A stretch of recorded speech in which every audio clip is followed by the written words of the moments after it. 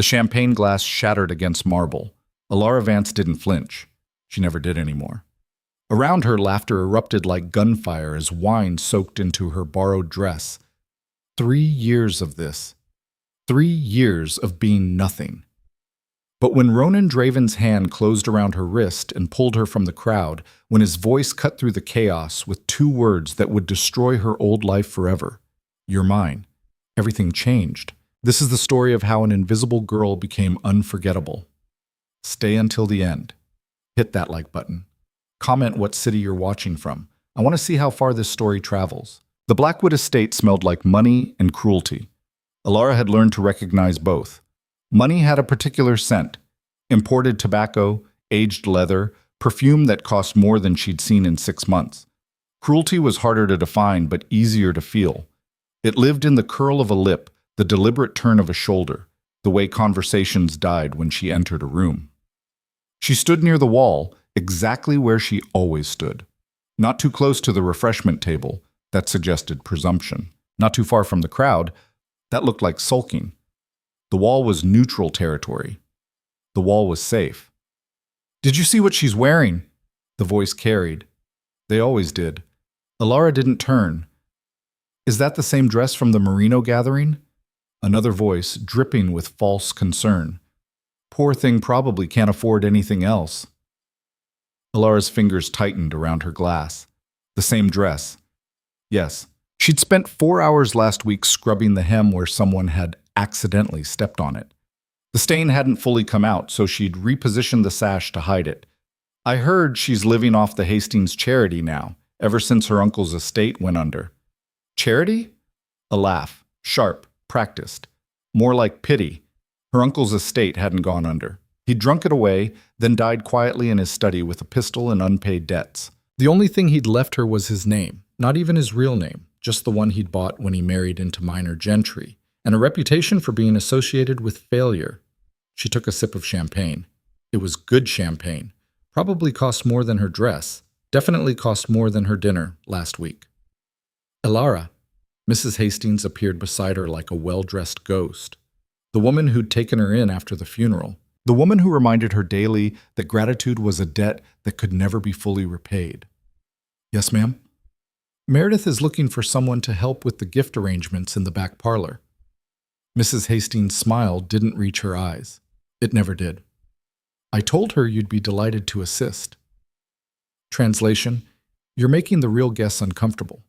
Go be useful somewhere else." "Of course." Elara set down her glass. "I'd be happy to help." She wouldn't be happy. They both knew it. But happiness wasn't part of the arrangement. The back parlor was quieter, darker. Meredith Blackwood, daughter of the host, blessed with her father's money and her mother's casual viciousness, was directing 2 servants in the placement of elaborate gift boxes on a side table. "Oh, good." Meredith didn't look up. "The ribbons on those 3 are crooked. Fix them." Elara moved to the table. The ribbons weren't crooked, but she untied them anyway, smoothed the silk, retied them identically to how they'd been before. "Better," Meredith said, though she still hadn't looked. "Now take these cards and make sure the calligraphy is legible. Father's secretary has terrible handwriting." "Oh, Marimbam." The calligraphy was perfect. Elara checked each card anyway. This was her life now. This had been her life for 3 years. Existing in the margins of other people's gatherings, performing tasks that didn't need doing, accepting criticism for problems that didn't exist, staying invisible except when visibility served someone else's purpose. "Is it true?" Elara looked up. Meredith was watching her now, head tilted like a bird examining something small and potentially crushable. "Is what true?" "That you tried to get Marcus Waverley's attention at the Thornhill ball." Meredith's smile was all teeth. "Catherine said you practically threw yourself at him." Elara had spoken to Marcus Waverley exactly once, when he'd mistaken her for a servant and asked her to bring him a drink. She'd politely corrected him. He'd turned red and walked away. "No," she said quietly, "that's not true." Meredith examined her nails. Well, Catherine seemed quite certain, and honestly, it would make sense. You must be desperate by now. The words landed like stones, deliberate, aimed. After all, Meredith continued, you're what, 23? 24? No prospects? No inheritance? No family worth mentioning. The Hastings won't keep you forever. Eventually you'll age out of pity and into… Well, she waved a hand vaguely. Whatever happens to women with no options. Elara's throat tightened. She focused on the gift cards, the elegant script swimming slightly. I suppose you could try for a merchant son, Meredith mused. Someone climbing the social ladder who doesn't know better, though even they have standards. The cards are all legible. Elara's voice came out steady. That was something. Is there anything else? Oh, don't look so wounded, Meredith laughed. I'm trying to help. Someone needs to be realistic with you. This fantasy you're living, attending gatherings like you belong, it's embarrassing for everyone. Before Elara could respond, noise erupted from the main hall. Not the usual buzz of conversation, but something sharper, urgent. Meredith's eyes lit up. Oh, he actually came. Who? But Meredith was already moving toward the door, smoothing her dress, checking her reflection in a nearby mirror. Ronan Draven. Father's been trying to get him to attend for months. Come on, you should see this. Consider it educational. Elara followed because the alternative was staying alone in a room full of crooked ribbons and perfect calligraphy. The main hall had transformed. The casual clusters of conversation had reorganized into a single, focused mass, all oriented toward the entrance. He stood there like he'd brought winter with him. Ronan Draven was taller than she'd imagined. The stories made him sound larger than life. Warlord, strategist, the man who'd unified the fractious northern territories through a combination of brilliance and brutality. But the stories hadn't mentioned the way he occupied space, the sense that the room had to adjust to him rather than the other way around. He wasn't handsome in any conventional sense. His face was too hard for that, all sharp angles and old scars. His clothes were expensive but severe. Black coat, no ornamentation, nothing to soften the impression of controlled violence. Mr. Draven! Lord Blackwood appeared, hand extended, smile desperate. What an unexpected honor. Ronan shook his hand once, briefly. His eyes swept the room with the efficiency of someone cataloging assets and threats. I was in the area, he said. His voice matched everything else about him. Cold, direct, utterly without charm. Thought I'd stop by. A lie. Everyone knew it was a lie. No one called him on it. The crowd parted as he moved deeper into the room. People angled for his attention while simultaneously trying not to appear too eager. It was like watching fish in a pond responding to a predator, desperate to be noticed, terrified of being chosen. Elara pressed back against the wall. This was the perfect time to be invisible. Men like Ronan Draven didn't notice women like her, and that was fine. Preferable, even. She'd heard the stories. The Northern Territories had been a bloodbath before he took control. Enemies disappeared. Allies prospered, but never got comfortable. He ruled through fear and calculation, and the only thing more dangerous than being his enemy was being something he wanted. His eyes found her. Elara's breath caught. It was like being pinned by winter light, cold, absolute, inescapable. For 3 seconds that felt like 3 hours. Ronan Draven looked directly at her, not past her, not through her, at her. Then he looked away. Her heart was hammering. Stupid. He'd probably just been scanning the room, and she'd happened to be in his line of sight. It meant nothing. Wine, Mr. Draven? A servant appeared with a tray. No. Ronan's attention was on Lord Blackwood now. I'm not staying long. I need to discuss the northern trade routes. Privately. Of course, of course. Blackwood was already gesturing toward his study. Right this way. They disappeared through a side door. The room exhaled collectively. Did you see the way he looked at Victoria? Someone whispered nearby. She'll be insufferable for weeks. He didn't look at Victoria, someone else countered. He barely looked at anyone. Exactly the point. You have to make him look. That's the game. Elara moved away from the conversation, back toward her safe corner. Her hands were shaking slightly. Ridiculous. He was just a man. Powerful, yes. Dangerous, obviously, but just a man. Elara, dear. Mrs. Hastings materialized again. The woman had a gift for appearing precisely when Elara most wanted to be alone. Yes? I'm going to need you to leave early tonight. Mrs. Hastings' voice was low, apologetic in a way that meant she wasn't apologetic at all. Some of the guests have mentioned feeling uncomfortable with the crowding. I'm sure you understand. The crowding. In a room that could hold 200 people and currently held maybe 80. I understand, Elara said. Good girl. Take the side entrance. The carriage will be ready in 10 minutes. Mrs. Hastings drifted away. Elara stood very still, counting to 10 in her head. It was a technique she'd developed over the years. Count to 10. Breathe. Don't let them see it land. 10. She started toward the side entrance, keeping to the edges of the room. Almost there, almost gone. You. The voice stopped her like a hand on her shoulder. She turned. Ronan Draven stood 5 feet away, alone, the study meeting apparently over. His eyes were the color of slate, and they were fixed on her with the same intensity as before. Not scanning, not casual, focused. Me? Her voice came out smaller than she'd intended. What's your name? Around them, the room had gone quiet in a way that made Elara's skin prickle. People were watching. Everyone was watching. Elara Vance. He studied her like she was a contract he was considering. You were about to leave. It wasn't a question, but she answered anyway. Yes. Why? Because I'm invisible. Because I don't belong here. Because staying is worse than going. I have an early morning, she said instead. His expression didn't change, but something in his posture shifted. He took a step closer, then another. The space between them collapsed to nothing. Elara Vance, he said, testing the name. You're living with the Hastings family. Not a question. He'd asked someone, or he already knew. The thought sent ice down her spine. Yes.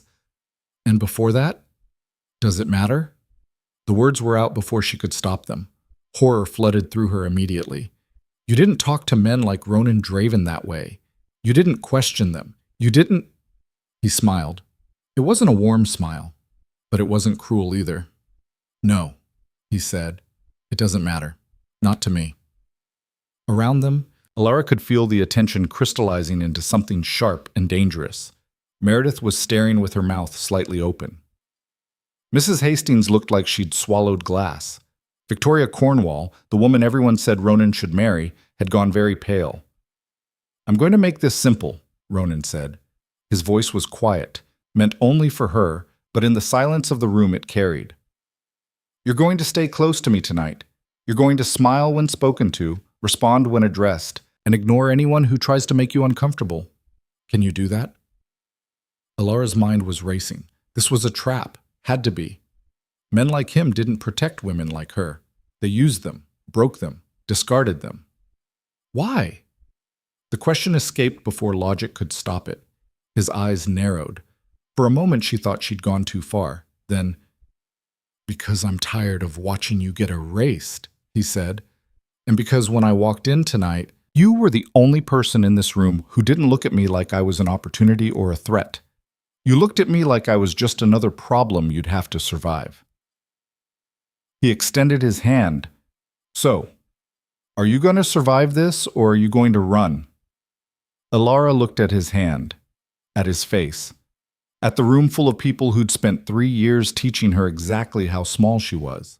She thought about the side entrance, the waiting carriage, the long ride back to a house where she was tolerated but not wanted. Tomorrow would bring more of the same. Next week, next month, next year. Until she aged out of pity and into whatever happened to women with no options. Or, she placed her hand in his fingers closed around hers, warm, solid, certain. He didn't pull her close, didn't make a show of it, just held her hand like it was a decision he'd made and wouldn't be reconsidering. Good, he said. Then he turned to face the room, and Elara turned with him. The silence was absolute. Mrs. Hastings looked like she'd been struck. Meredith's perfect composure had cracked into something ugly. Victoria Cornwall was gripping her champagne glass hard enough that Elara worried it might shatter. Lord Blackwood recovered first. Mr. Draven, We were just discussing the not interested. Ronan's tone could have frozen water. I came for the company, not the conversation. He guided Elara forward, not roughly, but with absolute certainty about where they were going. The crowd parted. Of course it did. These people wouldn't dream of getting in his way. They ended up near the windows, away from the densest part of the crowd. Ronan positioned them so his back was to the glass and Elara was beside him, visible but protected. That wasn't subtle, she said quietly. Subtlety is overrated. They're all staring. Let them. You just made yourself the subject of gossip for the next 6 months. I've been the subject of worse. He glanced down at her. Are you always this concerned with other people's opinions? I have to be. You don't. No, he agreed. I don't. Which is why this arrangement works. What arrangement? You asked me to stand next to you. For now. His attention had shifted to the room, cataloging reactions. Tomorrow they'll remember that I chose you publicly. Next week they'll be wondering why. Next month they'll be afraid to offend you because they won't know if I still care, or if dismissing you will cost them something they can't afford to lose. Elara's stomach twisted. So I'm what? A statement?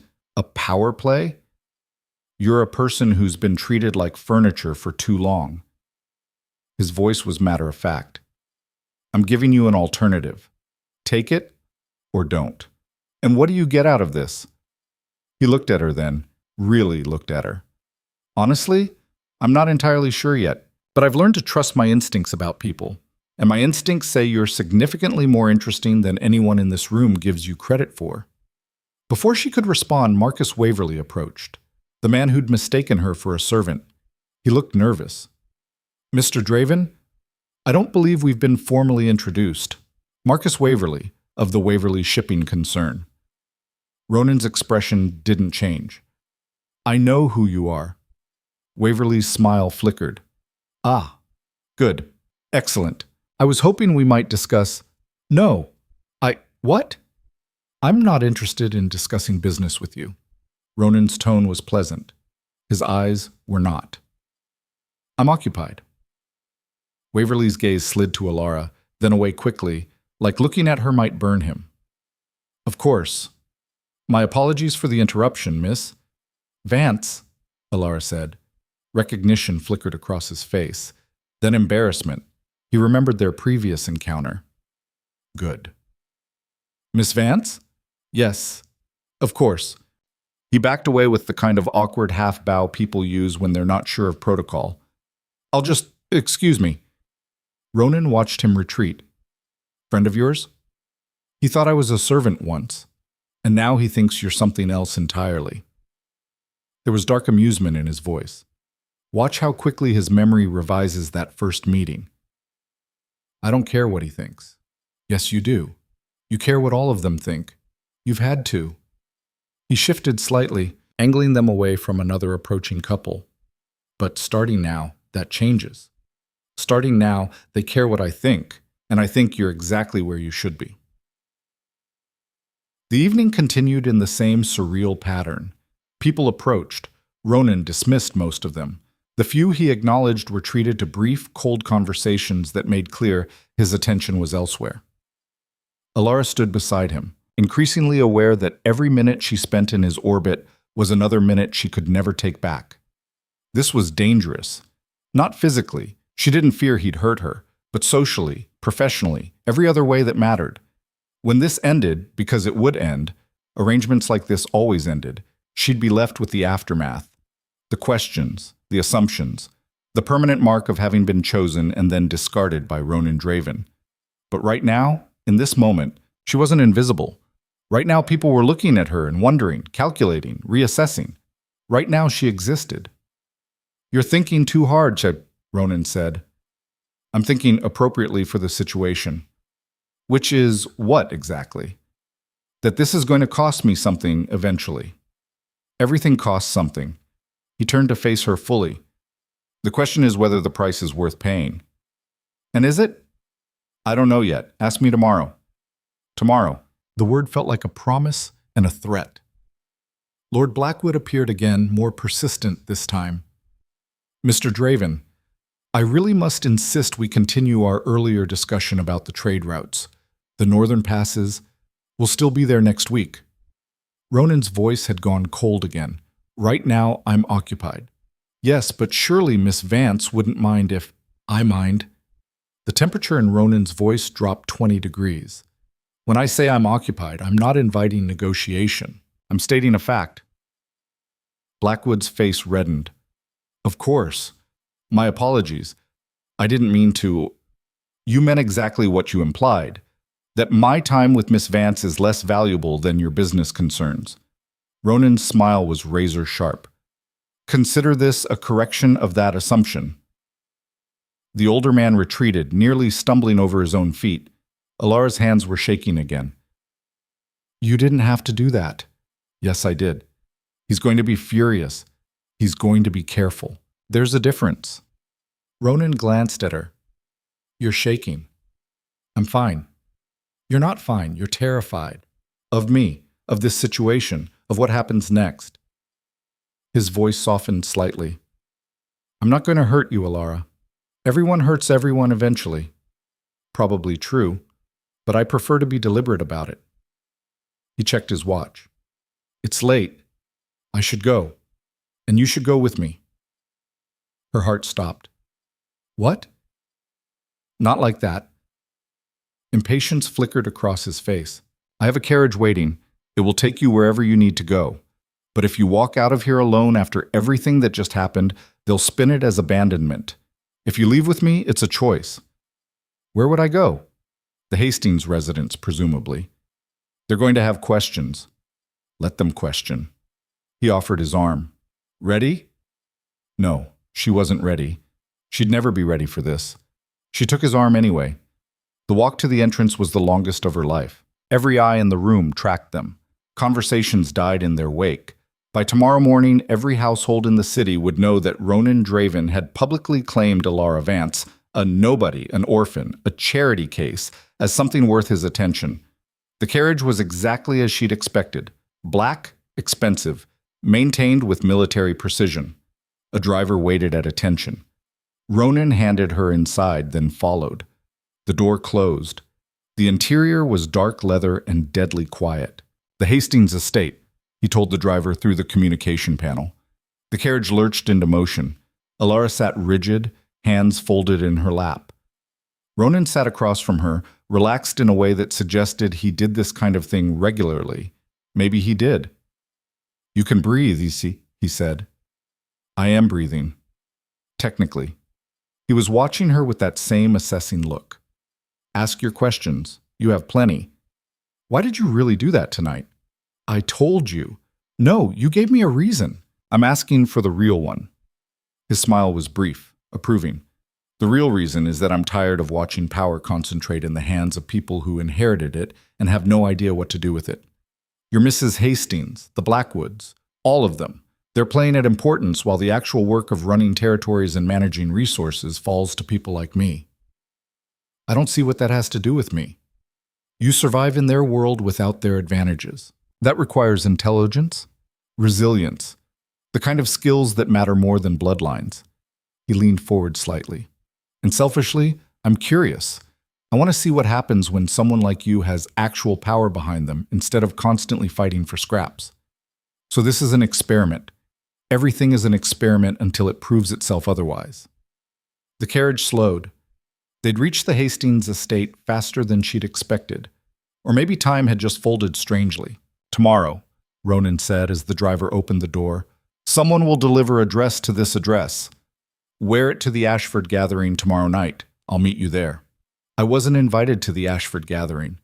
You are now. I just invited you. That's not how that's exactly how it works when I do it. He studied her for a moment. This is the part where you decide, Elara. Tomorrow you can wear that dress and meet me, or you can stay here and go back to being invisible. Either way, I'll respect the choice, but make it deliberately. She climbed out of the carriage on shaking legs. Elara. She turned back. For what it's worth, he said, I don't think you'll choose invisibility. You've survived too much to settle for that now. The carriage pulled away before she could respond. The Hastings house was lit but quiet. Elara let herself in through the side entrance, hoping to reach her room without encountering anyone. No such luck, Mrs. Hastings stood in the hallway, still dressed from the gathering, face rigid with barely controlled fury. "My study," she said. "Now." The study was small, expensively furnished, and cold. Mrs. Hastings closed the door with exaggerated care. "What?" she said quietly. "Did you think you were doing tonight?" "I don't know what you mean." "Don't. Don't you dare play innocent." The woman's composure cracked. "Ronan Draven?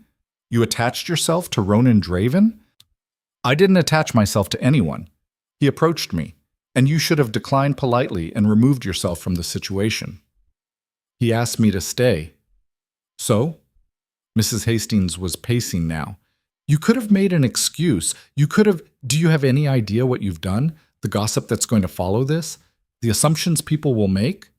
About me or about you?" The woman stopped, turned. Her eyes were dangerous. "Don't get clever, Elara. You're here out of charity. My charity. And you've just made me look like a fool in front of everyone who matters." "How? By existing in his vicinity? By presuming!" Mrs. Hastings was shouting now. "By acting like you have any right to his attention. You're nobody, Elara. Nobody. And when he inevitably discards you, and he will, the humiliation will reflect on everyone associated with you." Elara stood very still, counted to 10, breathed. "I understand your concern," she said carefully. "But I didn't ask for his attention, and I didn't encourage it. He made his own choices. And now you'll make yours. Tomorrow you'll send a polite note declining any further contact. You'll stay here, out of sight, until this blows over." "No." The word hung in the air like smoke. Mrs. Hastings stared at her. "What did you say?" "I said no. I'm not sending a note. I'm not staying out of sight." Elara's voice was steady, calm, utterly certain. "You've spent 3 years teaching me that I'm worth nothing, that I should be grateful for scraps, that my entire existence is a burden you're graciously bearing. Well, someone disagrees. Someone powerful disagrees. And I'm not giving that up because you're embarrassed. You ungrateful? I am grateful. I've been grateful every single day. But gratitude isn't the same as surrender." Elara moved toward the door. "Excuse me, I need to rest. Apparently I have another gathering to attend tomorrow." She left before Mrs. Hastings could respond, made it to her small room, closed the door, locked it. Then she sat on the bed and let herself shake. She'd just burned a bridge, maybe the only bridge she had. If Ronan's attention proved fleeting, when it proved fleeting, she'd have nothing. No patron, no protection, just a reputation as the girl who'd reached above her station and fallen. But right now, tonight, she wasn't invisible, and maybe that was worth the cost. The dress arrived at dawn. Elara heard the knock while she was still in bed, staring at the ceiling and wondering if last night had actually happened, or if she'd imagined the whole thing. The second knock was more insistent. She opened the door to find a servant she didn't recognize holding a large black box tied with silver ribbon. "For Miss Vance," the woman said, then left before Elara could ask questions. The box was heavier than it looked. She set it on her bed and stood there for a long moment, just staring at it. Inside that box was a choice. Open it, wear whatever was inside, go to the Ashford gathering tonight, and commit fully to whatever dangerous game Ronan Draven was playing. Or leave it closed, send it back with a polite note, and return to invisibility. Safe, suffocating invisibility. She opened the box. The dress was midnight blue, almost black in certain light. Silk, real silk, not the cheaper imitation she'd worn for years. The cut was elegant but severe. No unnecessary ornamentation, no desperate attempts to compensate for the wearer's shortcomings. It was the kind of dress that assumed the person wearing it was already worth looking at. There was a note tucked inside, written in sharp, precise handwriting. "Confidence is a weapon. Wear both." No signature, none needed. Elara lifted the dress carefully. It probably cost more than everything in her current wardrobe combined. She held it against herself, checking the mirror. The color made her skin look less pale, less washed out. The fit, assuming it actually fit, would emphasize what little figure she had without trying to create something that wasn't there. A knock on her door made her jump. "Elara." Mrs. Hastings' voice, tight with controlled anger. "We need to talk." She barely had time to drape the dress over a chair before the door opened. Mrs. Hastings didn't wait for invitations anymore, apparently. The woman's eyes went straight to the dress. Her face hardened. "So you're actually doing this?" "Yes." "You're making a mistake." "Maybe." Elara kept her voice level. "But it's my mistake to make." "Is it?" Mrs. Hastings moved closer, her presence filling the small room. "Because when this falls apart, when he loses interest and you're left with nothing but a ruined reputation, you'll come crawling back here expecting me to clean up the mess. I won't. You will. You have nowhere else to go." The truth of it sat heavy in Elara's chest. She had no family, no independent income, no skills that translated to actual employment. Her entire existence depended on charity she could no longer afford. "Then I'll figure something out," she said. Mrs. Hastings laughed. It wasn't a kind sound. "Figure something out? With what? Your charming personality? Your extensive connections?" "You have nothing, Elara. You are nothing. The only reason you've survived this long is because I've allowed it." "I know." The simple agreement seemed to throw Mrs. Hastings off balance. She'd been prepared for defiance, for argument, not acknowledgement. "If you know that," she said slowly, "then why are you doing this?" "Because I'm tired. Because I'm so tired of being grateful for crumbs. Because last night someone looked at me like I was worth something, and I can't go back to pretending that doesn't matter." "Because he asked," Elara said instead. Mrs. Hastings studied her for a long moment. When she spoke again, her voice had lost some of its heat. "You think he's different. You think because he's powerful, because he chose you publicly, that somehow makes this special. But men like Ronan Draven don't save women like you. They use them, and when they're done, they discard them without a second thought." "You're probably right." "Then why?" "Because even if you're right, even if this ends badly, at least I'll have chosen it. At least I'll have tried." Elara's hands were shaking again, but her voice stayed steady. "I've spent 3 years being safe, being invisible, and all it's gotten me is a small room in someone else's house and the constant reminder that I should be grateful for it. So this is about pride. This is about survival, real survival, not just existing." Mrs. Hastings was quiet for a long time. When she finally spoke, her voice had gone cold in a different way. Not angry anymore, but final. "Fine. Go to your gathering. Wear your expensive dress. Play whatever role Ronan Draven has cast you in." She moved toward the door.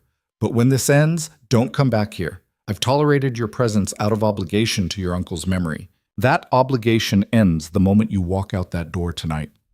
The door closed behind her with a soft click. Elara sat down on the bed, breathing carefully. She'd known this was coming. Burning bridges. Consequences. But knowing and experiencing were different things. She looked at the dress again. Midnight blue. Confidence is a weapon. She'd need all the weapons she could get. The day passed in a blur of preparation and second-guessing. Elara bathed, tried to do something presentable with her hair, practiced walking in shoes that fit properly for once. The dress fit like it had been made for her. Probably had been. Ronan struck her as the type to be thorough about details. By the time the carriage arrived at sunset, she'd convinced herself 3 separate times to back out, and 3 separate times talked herself into going forward.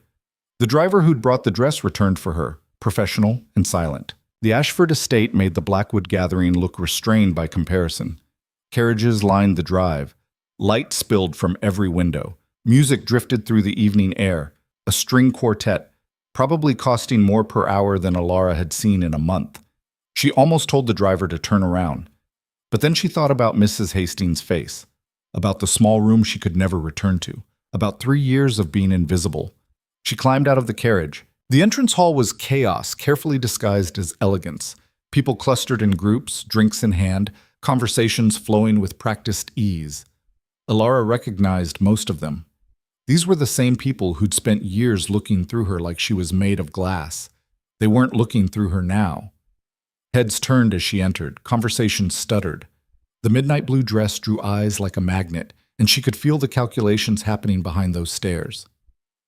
Who is she? Why is she here? What has she done to earn this? Elara Vance. She turned to find Catherine Marlowe approaching, all practiced smiles and razor-sharp observation. Catherine had never been actively cruel, just strategically indifferent. Catherine, I didn't realize you'd be attending tonight.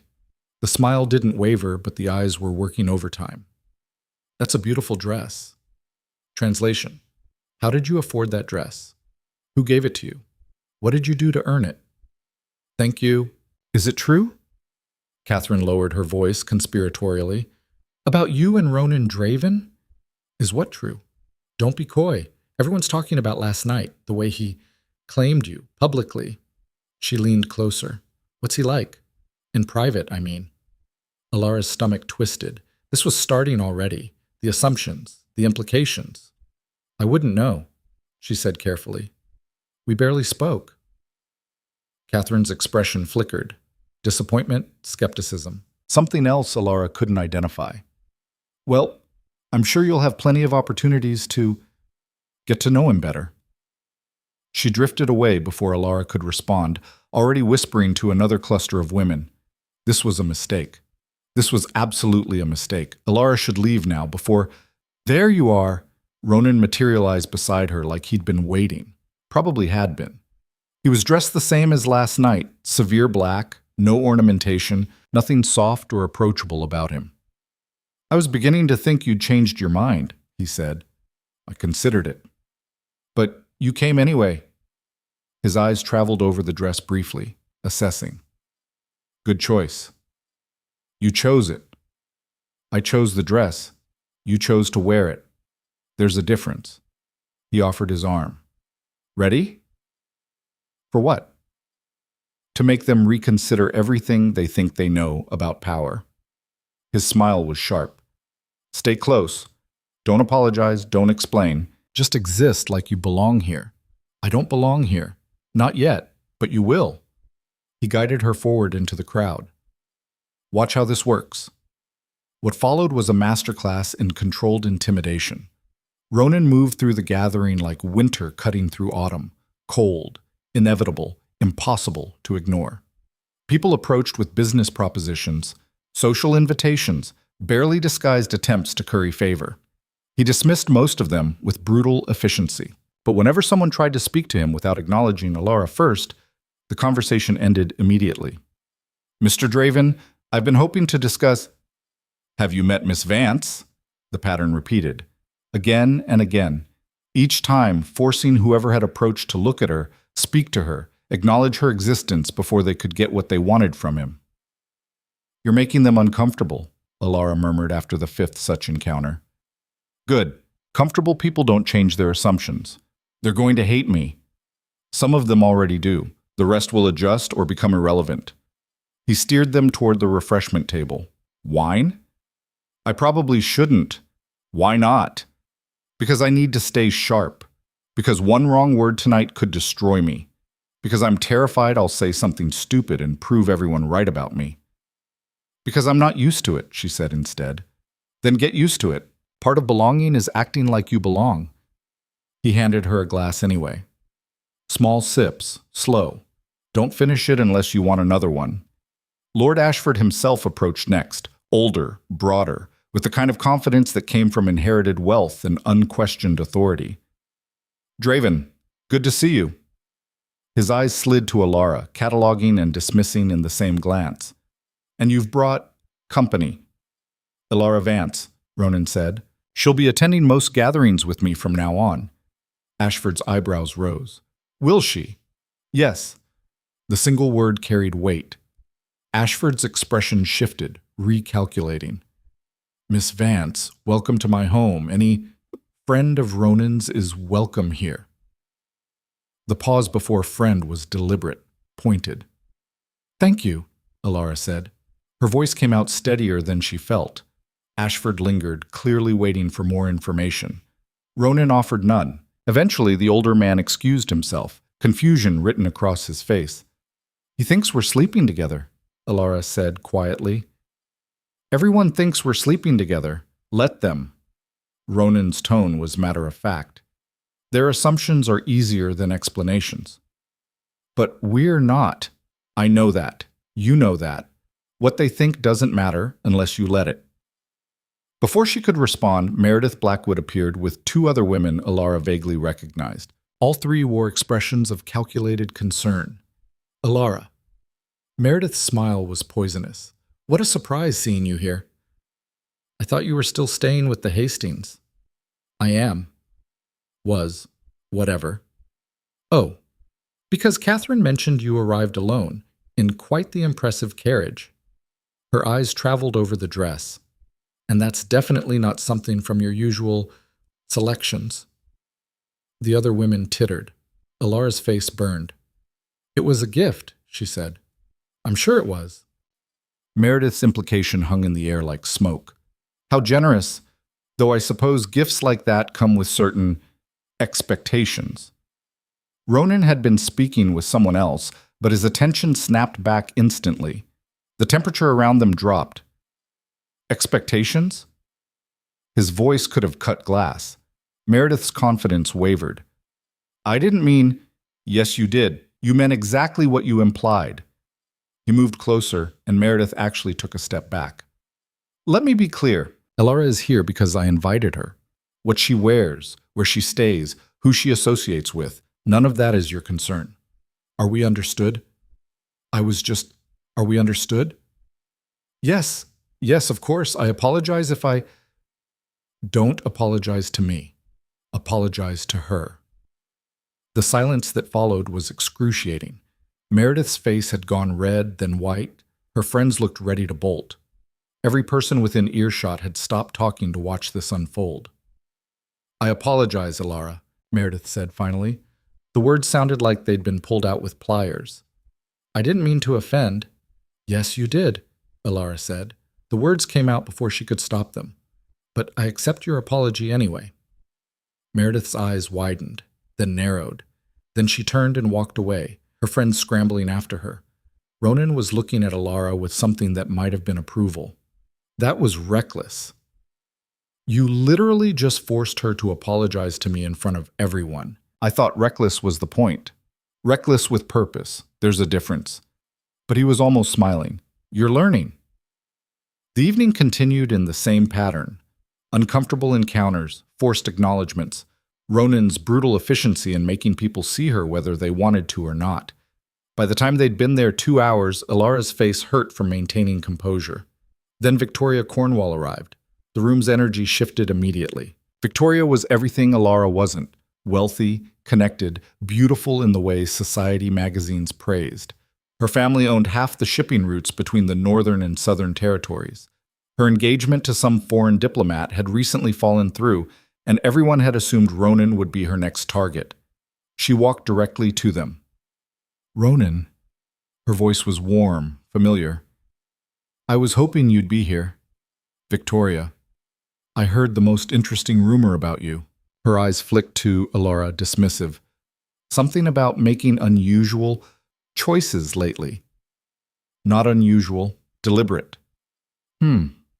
Victoria moved closer, positioning herself between Ronan and Elara with practiced ease. I was hoping we could talk, privately, about the northern expansion proposal my father mentioned. Not interested. You haven't even heard the details. I don't need to. If your father wants to discuss business, he can meet with me in my offices. I don't negotiate at parties. Victoria's perfect composure cracked slightly. I see. And would your companion be joining those meetings as well? Miss Vance goes where I go. How fascinating. Victoria's smile was all edges now. She turned to Elara fully for the first time. Tell me, Miss Vance, what exactly do you do? I don't recall seeing you at any professional gatherings. I don't do anything, Elara said. The honesty felt dangerous but necessary. I have no profession, no family business, no particular skills worth mentioning. Victoria's eyes gleamed. How refreshingly honest. So you're here purely because Ronan finds you. Entertaining? I'm here because he invited me. Yes, but why did he invite you? What could you possibly offer someone like him? The question hung between them like a blade. Elara could feel people watching, waiting for her answer. waiting for her to prove she didn't belong. I have absolutely no idea, she said finally. You'd have to ask him.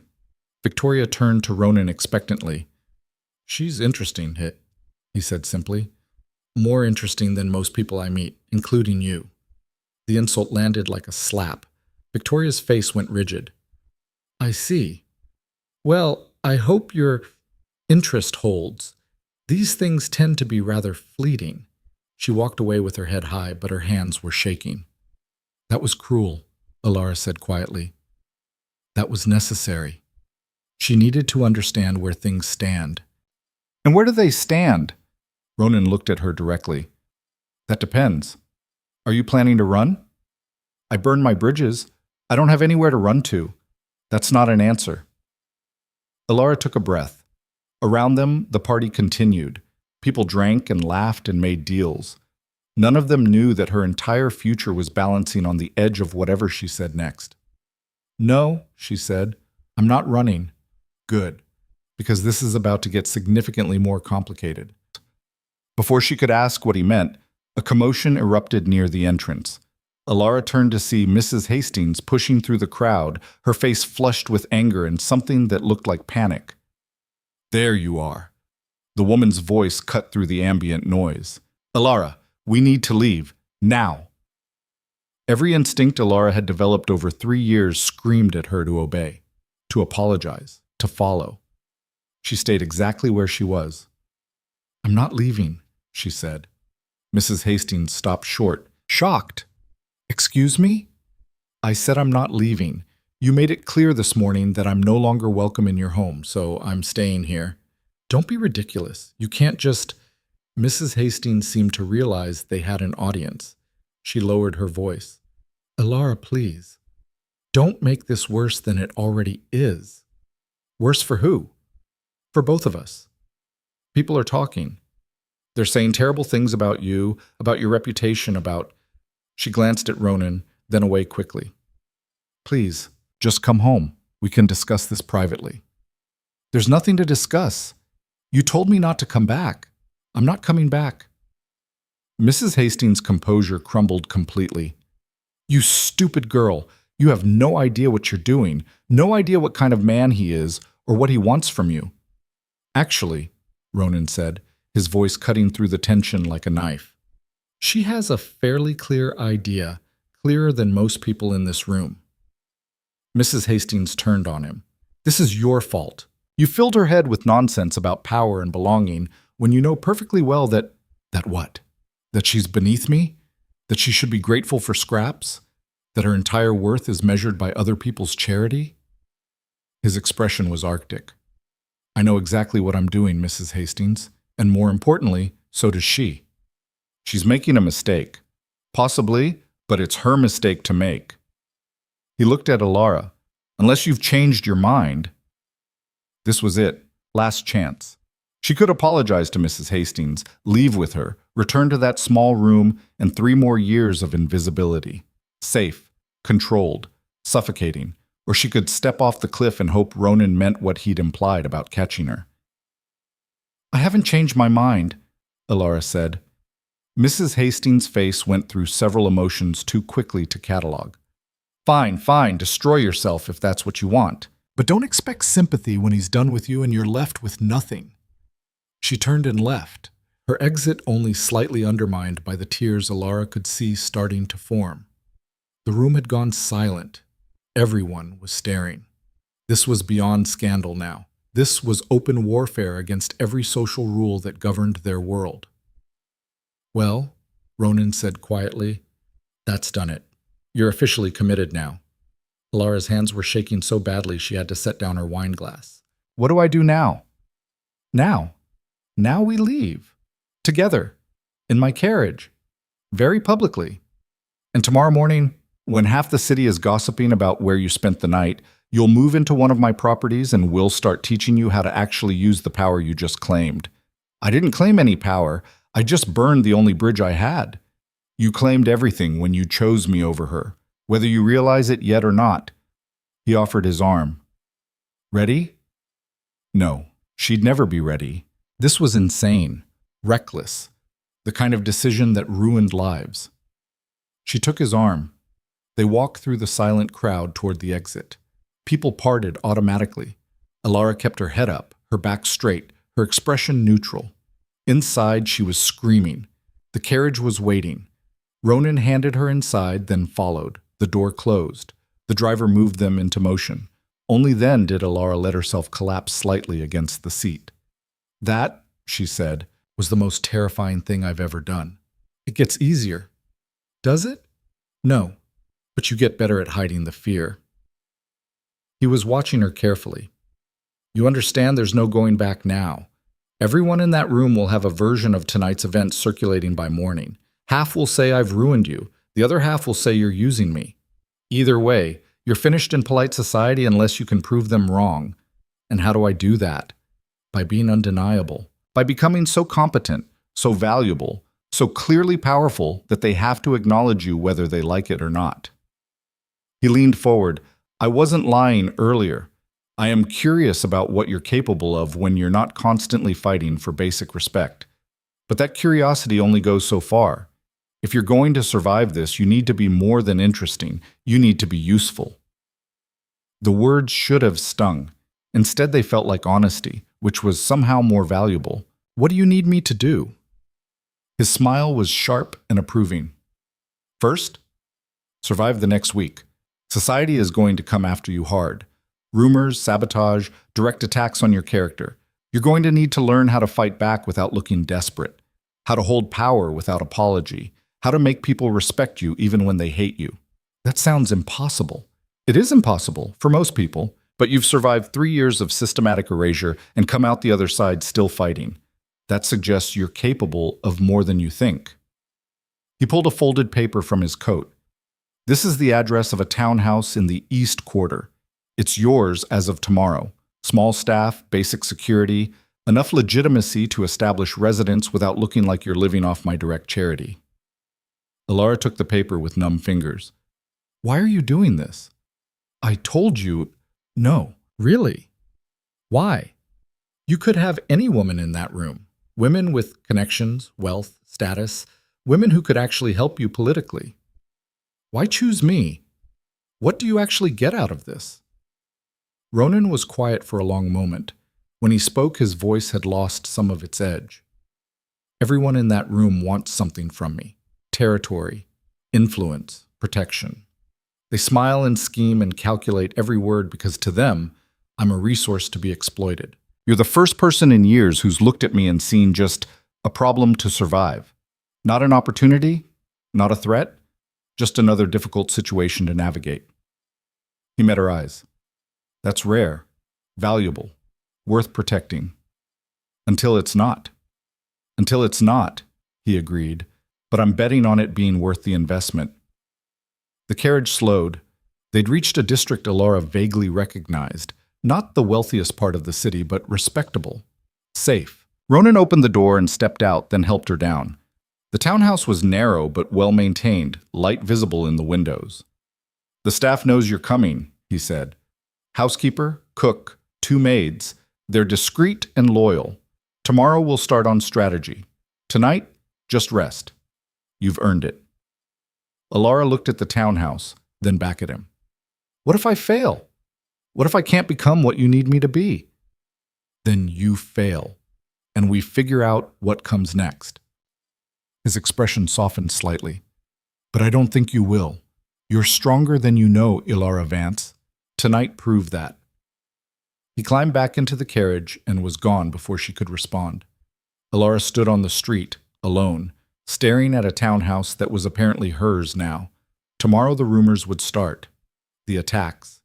The systematic attempt to destroy her before she could establish herself.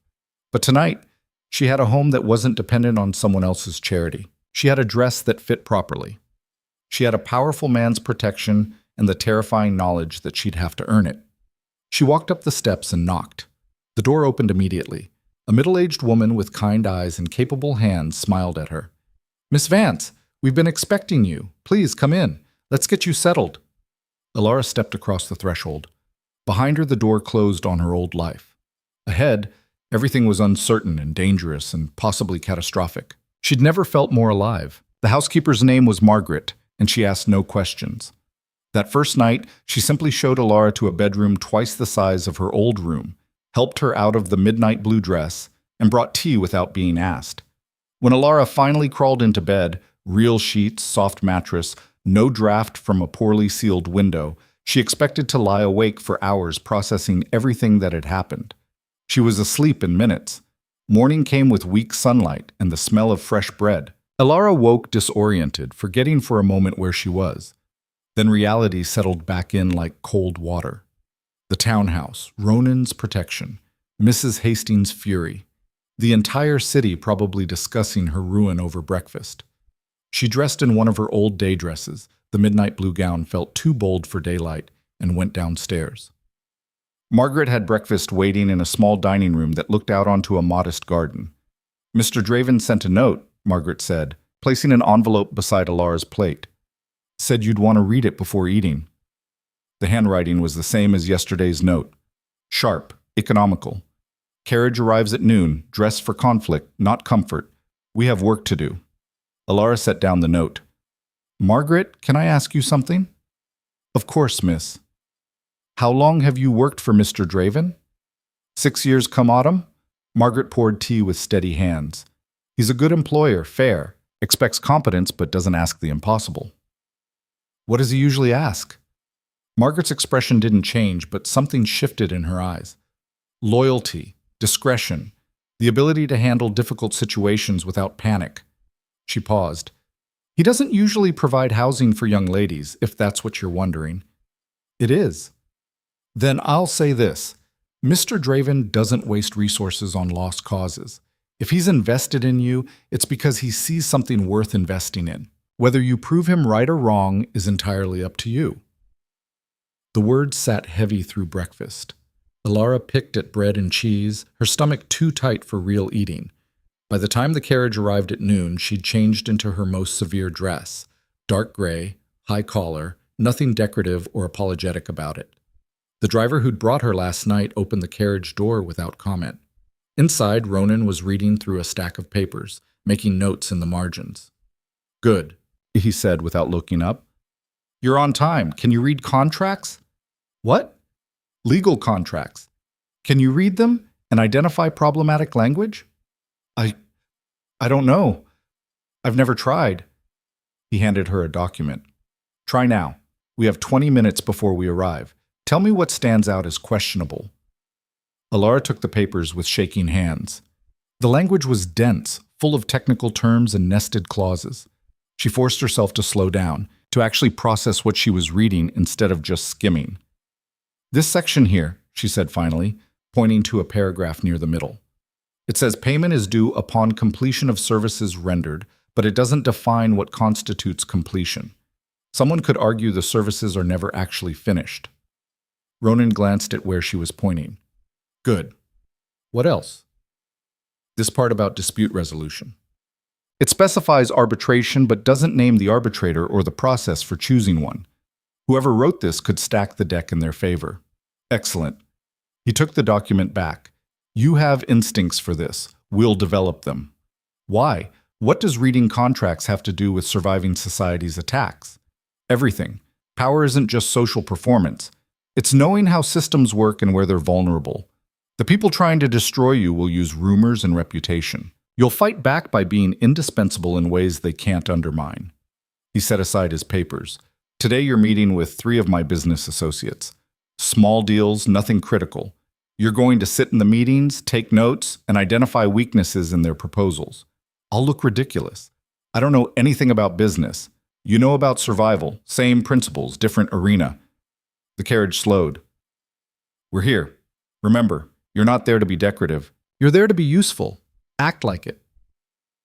The building was austere, gray stone, minimal ornamentation built for function over beauty. Ronan led her through a lobby where everyone who saw them stopped what they were doing. The stairs followed them up 2 flights of stairs to a conference room. 3 men waited inside. Elara recognized one, Marcus Waverley, the shipping heir who'd mistaken her for a servant. His expression when he saw her was complicated. Embarrassment, confusion, something harder to identify. "Gentlemen," Ronan said, taking a seat at the head of the table. "This is Elara Vance. She'll be observing today." Observing? One of the other men, older, weathered, probably spent most of his life on ships, frowned. "This is a closed negotiation." "It was. I'm opening it." Ronan's tone didn't invite argument. "Miss Vance, please sit." Elara took the chair to Ronan's right, feeling 3 sets of eyes evaluating her. She pulled out the small notebook Margaret had pressed into her hands that morning and set it on the table. "Shall we begin?" Ronan said. What followed was 2 hours of the most intense concentration Elara had ever experienced. The men discussed shipping routes, tariff structures, seasonal variables, and profit margins. She wrote everything down, not because she understood all of it, but because Ronan had told her to identify weaknesses. And slowly, patterns emerged. Waverly kept deferring to the weathered man, Carlson, she gathered from context, on matters of actual shipping logistics. But Carlson's numbers didn't quite align with what Waverly had said earlier about cargo capacity. Someone was lying, or mistaken, or both. The third man, younger and clearly nervous, kept trying to redirect conversations away from winter routes. Every time Ronan mentioned northern passages during freeze season, the young man changed the subject. Elara made notes, drew connections, waited. Finally, Ronan sat back. "I need a moment to review these figures. Elara, your observations?" Every person in the room turned to stare at her. Her mouth went dry. This was a test, not just of her ability to read situations, but of her willingness to speak when speaking could humiliate her. "Mr. Waverly's cargo capacity numbers don't match Mr. Carlson's shipping schedules," she said. Her voice was quiet but steady. "Either the ships are smaller than stated or they're running partial loads. Either way, the profit margins in this proposal are inflated." Waverly's face reddened. "That's absurd. She doesn't know anything about—" "She's right." Ronan's voice cut through the protest. "I noticed the discrepancy 10 minutes ago. I wanted to see if you'd address it. You didn't. Care to explain?" "There are seasonal variations, storage requirements. It's more complicated than— It's simpler than you're making it. You're trying to secure better terms by misrepresenting capacity." Ronan's expression was arctic. "What else, Elara?" She swallowed, pushed forward. "The gentleman on the left keeps avoiding discussion of winter routes. I think there's a problem there. Equipment failure, maybe, or crew shortages, something that makes those routes unreliable." The young man looked like he wanted to disappear through the floor. Carlson just sighed. "Northern Crew Union is threatening strikes over cold weather pay," Carlson said heavily. "We've been trying to negotiate, but it's not going well. Winter routes might be compromised for the season." "Might be," Ronan repeated. "Or definitely will be?" Silence. "Definitely will be," Carlson admitted. Ronan stood. "Gentlemen, I appreciate your time, but I don't negotiate with people who waste mine. When you have accurate numbers and honest assessments, we can reconvene. Until then, this meeting is over." He left without waiting for responses. Elara scrambled to follow, acutely aware of 3 sets of eyes burning into her back. In the hallway, Ronan was already moving toward the stairs. She had to half run to keep up. "Did I just ruin your deal?" "You just saved me from a bad one. There's a difference." He glanced at her. "You did well. Better than I expected for your first attempt." The praise felt dangerous, like something she could get used to and then lose. They returned to the carriage. Ronan gave the driver an address Elara didn't recognize, then settled back into his papers. "Where are we going now?" "Lunch. With someone who's going to try very hard to destroy you. Consider it practical training." Her stomach dropped. "Who?" "Victoria Cornwall." "Why would she agree to have lunch with us?" "Because I told her we needed to discuss a business matter involving her father's shipping concern. She thinks she's getting a private meeting to change my mind about her." His smile was blade thin. "Instead, she's getting you." "This is a terrible idea." "Probably, but you need to learn how to handle direct confrontation from someone with power. Victoria's perfect for that. She has enough status to be dangerous, but not enough allies to actually destroy you if you handle this correctly." The restaurant was expensive in a way that tried not to look expensive. Subtle wealth. Old money. The kind of place where being seen mattered more than the food. Victoria was already there, seated at a corner table with perfect posture and a perfectly calibrated smile. The smile cracked when she saw Elara. "I thought we were meeting privately," she said to Ronan. "Plans change." He held Elara's chair, a gesture so publicly proprietary that several nearby diners noticed. "Miss Vance joins all my meetings now. I find her perspective valuable." Victoria's eyes could have cut glass. "How fascinating. And what perspective does someone with no business experience offer exactly?" "Clarity," Ronan said. "She sees things without the filter of presumption. It's useful." "I'm sure." Victoria's attention shifted to Elara like a predator selecting prey. "Tell me, Miss Vance, have you been enjoying your new accommodations? I heard through various channels that you've left the Hastings household. How sudden." "Yes," Elara said simply. "And where are you staying now? Or is that indiscreet to ask?" The trap was obvious. If Elara said she was staying in Ronan's property, Victoria would spread it as proof of an affair. If she refused to answer, Victoria would assume the same and add secrecy to the scandal. "The East Quarter," Elara said. "Mr. Draven arranged a townhouse. Small staff, respectable location. You're welcome to visit if you'd like to verify the propriety of the arrangement." It was Ronan's suggestion from the carriage. When attacked directly, offer transparency that forces them to either accept your word or openly call you a liar. Most people wouldn't risk the latter. Victoria's smile tightened. "How generous of him. Though one does wonder what you've done to earn such generosity." "I wonder the same thing," Elara said honestly. "Perhaps you should ask him." Victoria turned to Ronan expectantly.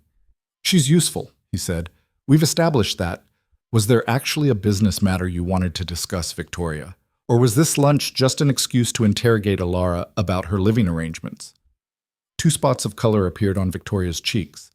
"I wanted to discuss my father's proposal regarding the southern expansion. You dismissed it rather quickly at the Ashford gathering. Because it was poorly thought out. You didn't even hear the details." "I heard enough. Your father wants to expand into territory where he has no established connections, no understanding of local politics, and no real leverage. He thinks my northern influence will translate south. It won't." Ronan cut into his food with precise efficiency. "The South operates on different principles. Family connections matter more than money. Trust matters more than contracts. He'd be starting from nothing, which means high risk and low probability of success. But if it did succeed, if. You're asking me to invest in an if." He set down his fork. "Here's what I'll do. Your father puts up 60% of the capital and takes all the initial risk. If the expansion works and shows profit for 2 consecutive quarters, I'll consider buying in. But I don't finance other people's experiments." Victoria's expression had gone cold. "That's insulting. That's business. You wanted a meeting. I'm giving you terms. Take them to your father or don't. And I suppose Miss Vance agrees with this assessment?" The words dripped with sarcasm. Elara had been trying to stay quiet, to observe, but Victoria's tone pushed her forward. "Actually, I don't know enough about Southern trade to have an opinion," she said. "But the principle makes sense. Why would Mr. Draven risk his capital on someone else's untested plan? If your father believes in it, he should be willing to prove it first." Victoria's laugh was sharp. "How quickly you've learned to parrot his positions. Tell me, does he coach you on what to say, or have you just absorbed his worldview through proximity?" The implication was clear, ugly. Ronan's expression didn't change, but the temperature at the table dropped 20 degrees. "Victoria, I'm going to give you one chance to reconsider that statement." "Why? Everyone's thinking it. I'm just saying it out loud." She leaned forward. "You've elevated this nobody from complete obscurity, given her housing and access and protection. Of course, people are going to assume she's paying for it somehow. What else could she possibly offer you? Intelligence, observation, the ability to analyze situations without being blinded by prejudice or entitlement." His voice was razor sharp now. "Everything you're not demonstrating right now." Victoria stood abruptly. This was a waste of time. When you're done with your little experiment and ready to have serious conversations with serious people, contact my father directly. Don't bother including me." She left with her head high but her hands shaking. Elara exhaled slowly. I think I made an enemy. You already had an enemy. Now she knows you won't be intimidated. Ronan returned to his food. How are you feeling? Sick, angry, scared. Good. Use that. The anger especially. It's fuel. He studied her across the table. You held your ground. That's what matters. She came here expecting to break you with implications and social pressure. Instead, you met her directly and didn't flinch. She'll remember that. She'll also spread terrible rumors about us. She was already doing that. At least now she knows you're aware and unbothered. He paused. Are you bothered? By the rumors? By what people will assume about you and me? Elara considered the question. Yesterday, it would have destroyed her. Today, after Mrs. Hastings' rejection and Victoria's attack, it felt almost beside the point. I'm bothered that my reputation depends on other people's willingness to believe lies, she said finally. But I can't control that. I can only control whether I let it stop me. Ronan smiled. Actually smiled, not the sharp, dangerous expression he wore in meetings, but something almost warm. You're learning faster than I expected, he said. The rest of lunch passed quietly. Afterward, Ronan had the driver take them to 3 more locations: a warehouse where he inspected shipment records, an office building where he signed contracts, a dockside facility where workers were unloading northern timber. At each stop, Elara observed, took notes, asked occasional questions when something didn't make sense. By the time they returned to her townhouse, her head was spinning with information. Tomorrow we start earlier, Ronan said as she climbed out of the carriage. 6 o'clock. I want you at my offices before the morning meetings start. You'll sit in on everything, learn the business from the inside. Can you manage that? Yes. Good. And Elara? He waited until she met his eyes. What Victoria said today about people assuming things, it's going to get worse before it gets better. You need to decide now if you can live with that. Because once we're deeper into this, backing out becomes significantly more complicated. I already burned my bridges. You burned one bridge. There are others. You could still retreat to somewhere quiet, rebuild a conventional life. Marry some merchant's son, live respectably, if modestly. It wouldn't be the life you had before, but it would be safer than this. The offer was genuine. He meant it. She could walk away. I don't want safe, Elara said. I've been safe. I've been invisible and careful and grateful for scraps. I'd rather risk everything than go back to that. Ronan nodded slowly. Then tomorrow, 6 o'clock. Don't be late. The carriage pulled away. Margaret had dinner waiting, actual dinner, not the meager portions Elara had grown used to. She ate mechanically, processing the day. The business meeting, Victoria's attack, Ronan's warning. She was in deeper now, much deeper. If this fell apart, she wouldn't just lose status. She'd be unmarriageable, unemployable, permanently marked as the girl who'd overreached and failed spectacularly. But if it worked, she didn't let herself finish the thought. Hope was dangerous. That night she dreamed of drowning in silk dresses and sharp words. Woke at 5:30 to pre-dawn darkness and the knowledge that she had 30 minutes to make herself presentable for whatever fresh hell Ronan had planned. The carriage arrived exactly at 6. Inside, Ronan handed her a stack of folders. Morning briefing materials. Read them before we arrive. I'll have questions. She read fast, absorbing what she could. Financial reports. Personnel issues. A contract dispute with a southern merchant who claimed Ronan's northern timber was substandard. By the time they reached his offices, she had the basics. The building was larger than yesterday's, 4 stories, all business. Ronan's office occupied the entire top floor. Windows overlooked the harbor. The desk was organized chaos, papers sorted in piles that probably made sense to him. Sit there. He pointed to a smaller desk in the corner. You'll listen to meetings, take notes, flag anything that seems questionable. Don't speak unless I ask you a direct question. Understand? Yes. The morning was brutal. 5 meetings back to back, each one dealing with different crises. A shipment lost to winter storms, a warehouse fire that destroyed half a season's inventory, 2 business partners arguing about profit distribution. contract renegotiations with northern suppliers. Elara wrote until her hand cramped, asked no questions, observed everything. At noon, Ronan dismissed the final group and leaned back in his chair. Observations? She consulted her notes. The two partners arguing about profits, they're both lying about their expenses. The numbers don't align with the revenue reports from last quarter. Correct. What else? The warehouse fire wasn't an accident. The owner's story about faulty equipment doesn't match the insurance investigator's preliminary findings. I think he's trying to collect insurance on intentionally destroyed inventory.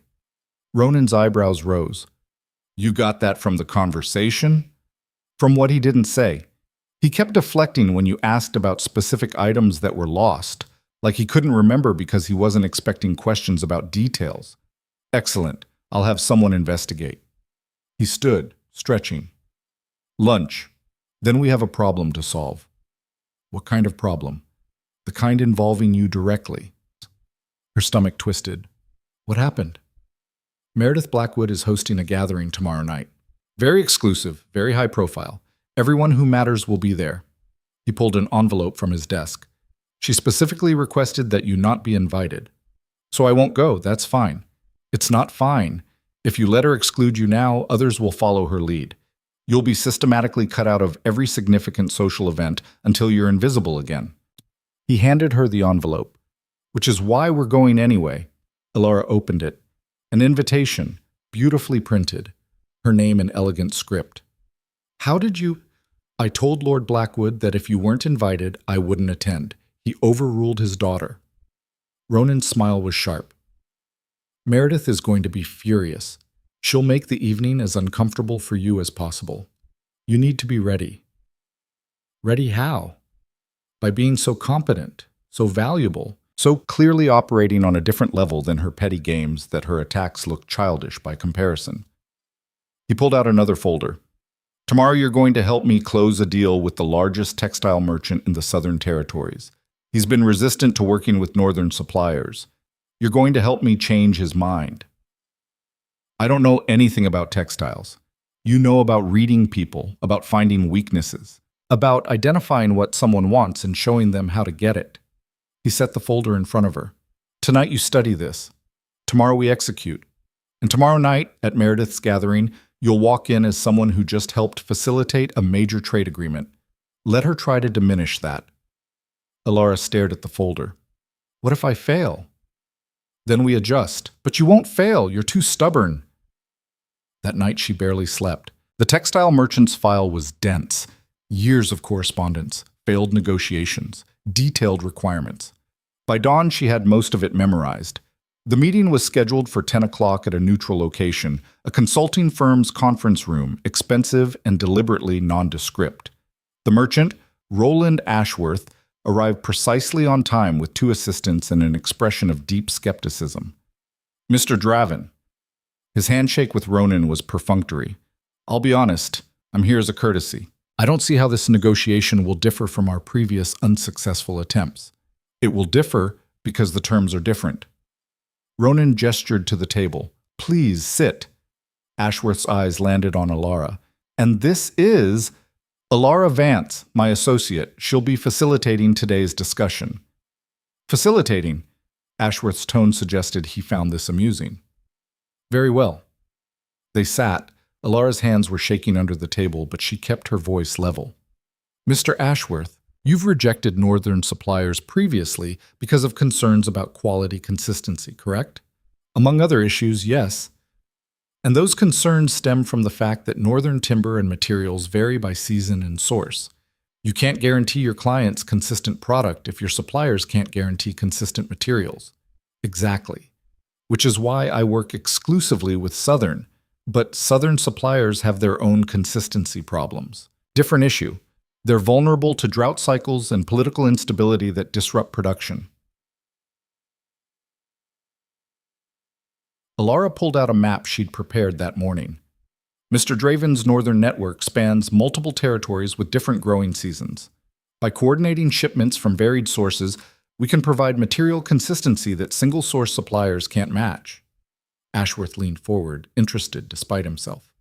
How would that work practically? For the next hour, Elara walked him through a proposal she and Ronan had developed at dawn. Diversified sourcing, quality guarantees, penalty clauses for inconsistency, backup suppliers for every material type. By the end, Ashworth was asking detailed questions about implementation. "This is more comprehensive than anything your people presented before," he said to Ronan. "Because Miss Vance identified the actual barrier. My previous negotiators were focused on price. She focused on your underlying need, reliability." Ronan slid a contract across the table. "Standard terms, with the quality guarantees we discussed. Review with your legal team. We can finalize by end of week if the terms work for you." Ashworth took the contract, studying Elara with new assessment. "Miss Vance, you've worked in trade negotiations before?" "No, sir. This is my first." "Really?" He looked at Ronan. "Where did you find her?" "Does it matter?" "I suppose not." Ashworth stood, tucking the contract into his case. "I'll have my team review this, but I'll say this, Mr. Draven, you should have brought her to our first meeting. Would have saved us all considerable time." He left with his assistants. The door closed. Elara exhaled shakily. You just closed a deal worth roughly $40,000 in the first year alone. Probably double that if it goes well." Ronan was watching her with something like satisfaction. "How do you feel?" "Terrified, relieved, like I might throw up." "Perfectly normal. You'll get used to it." He checked his watch. "We have 4 hours before the Blackwood gathering. Go home, rest, wear the dress I'm sending over.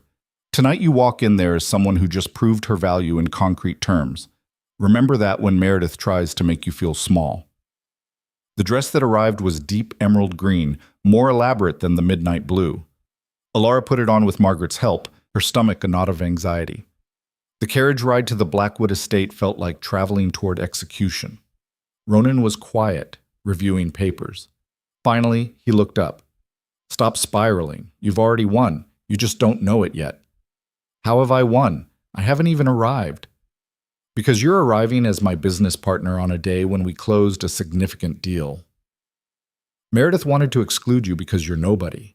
You're walking in as somebody. That's the victory." The estate was lit like a celebration. Carriages lined the drive, music spilled through open windows. Elara could feel her pulse in her throat. They entered together. The hall went quiet. Meredith stood near the entrance, greeting guests. When she saw them, her face went through several emotions: shock, fury, forced composure. "Mr. Draven, what a surprise." "Is it? Your father invited me. And Miss Vance, of course." Meredith's smile was poisonous. "Of course. Though I must say, Elara, you're becoming quite the fixture at these gatherings. One might think you actually belong." "One might?" Elara agreed pleasantly. "Though I suppose when one is so dependent on another's goodwill, one must go where one is taken." Meredith's voice carried. People nearby were listening.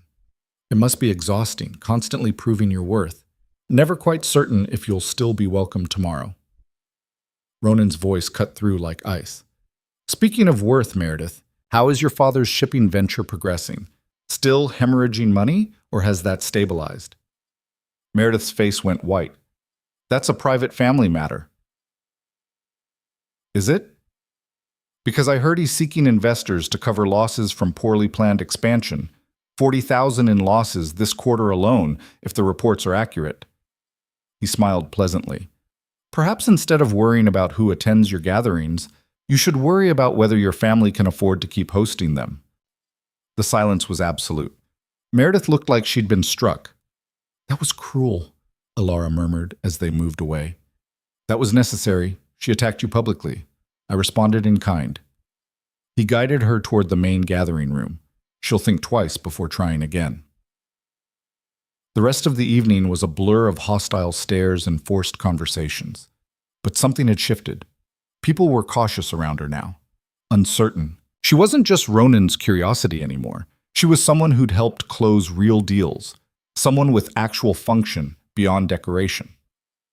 It was nearly midnight when Catherine Marlowe approached, slightly drunk and unusually direct. "I don't understand you," she said to Elara. 6 months ago you were invisible. Now you're here with Ronan Draven. negotiating business deals, making enemies left and right. What changed? Elara considered the question. I stopped waiting for permission to exist. Just like that? No, not just like that. It's terrifying and probably going to end badly. But at least I'm doing something instead of just surviving. Catherine studied her with bleary intensity. You're either very brave or very stupid. Probably both. Well, Catherine raised her glass in a mocking toast.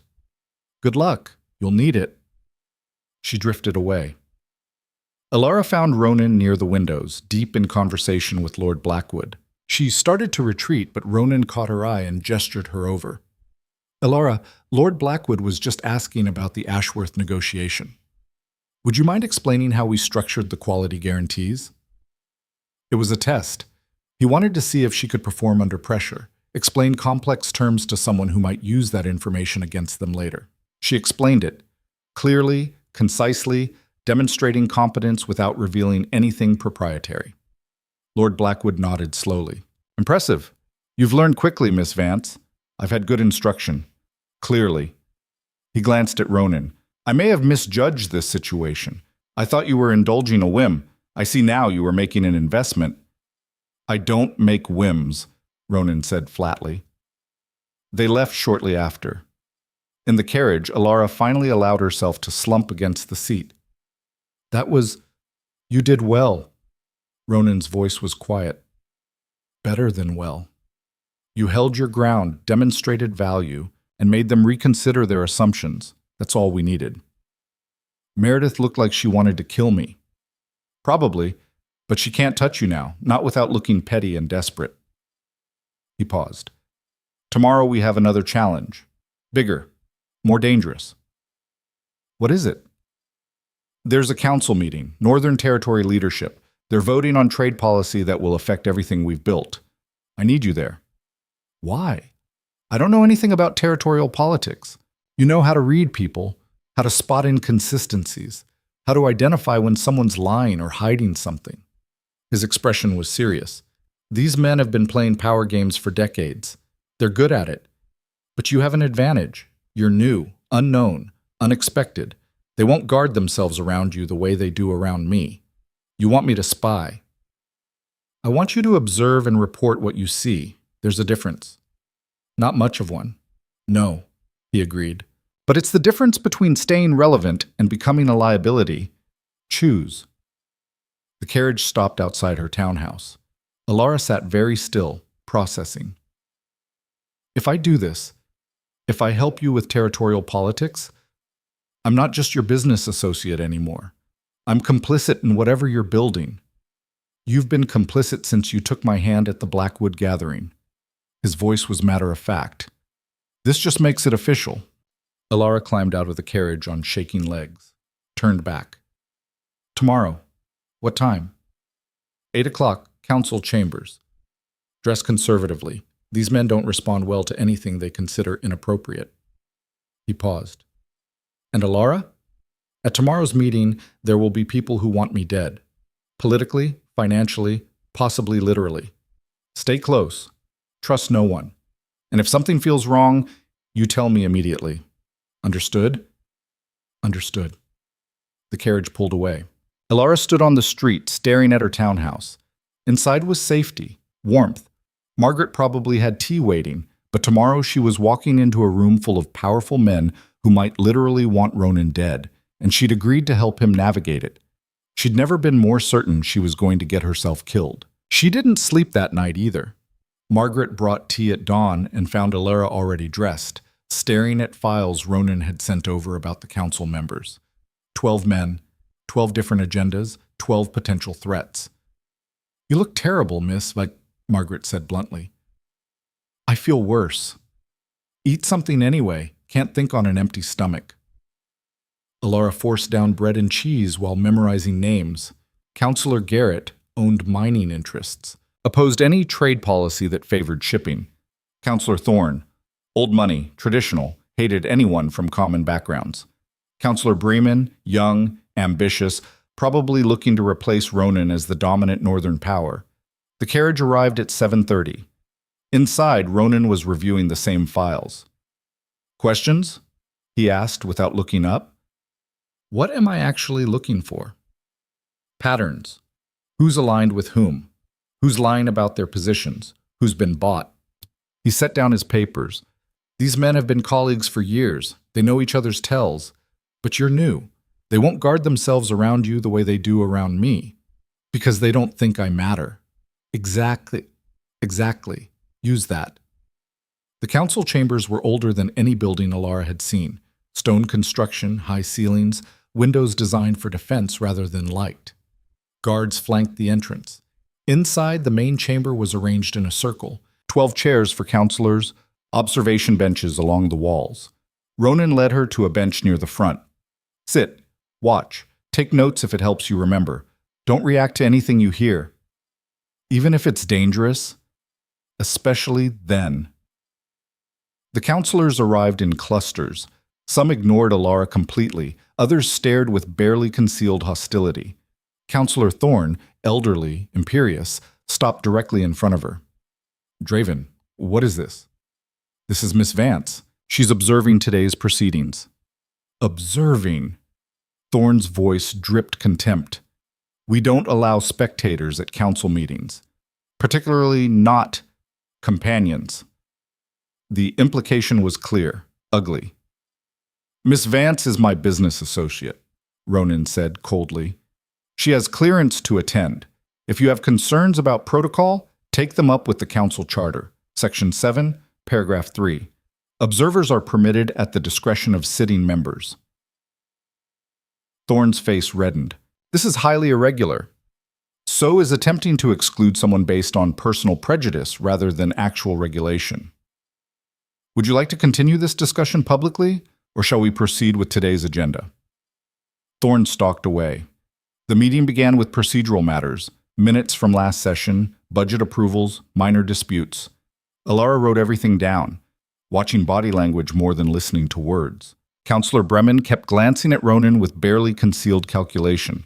Garrett was too relaxed, like someone who already knew how votes would fall. Thorne was agitated, which seemed unusual for someone supposedly in control of traditionalist factions. Then they reached the main agenda item.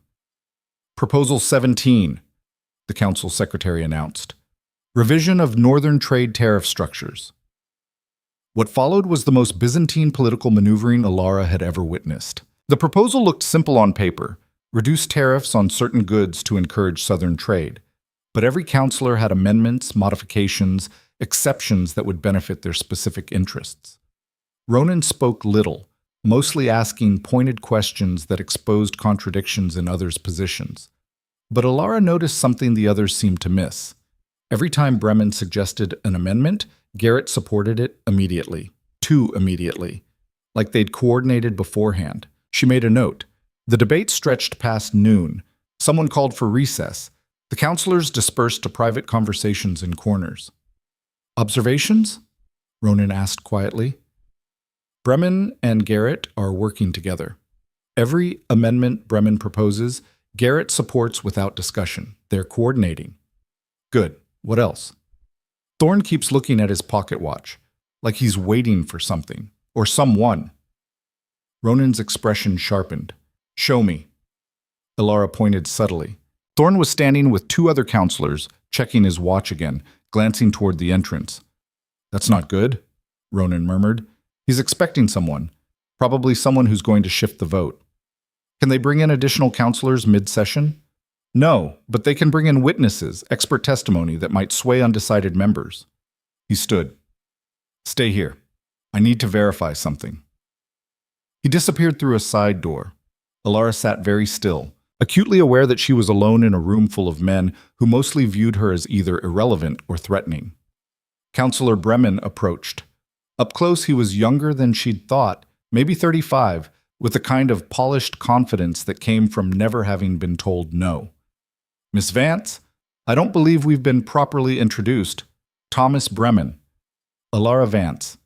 Yes, I gathered that from the rather dramatic entrance. His smile was calculated. Tell me, how long have you been working with Draven?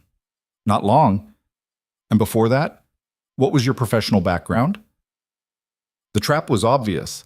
He wanted her to admit she had no background, no qualifications, nothing that justified her presence here. "I'm learning as I go," she said evenly. "How refreshing. Most of us spent years developing expertise before presuming to participate in territorial governance."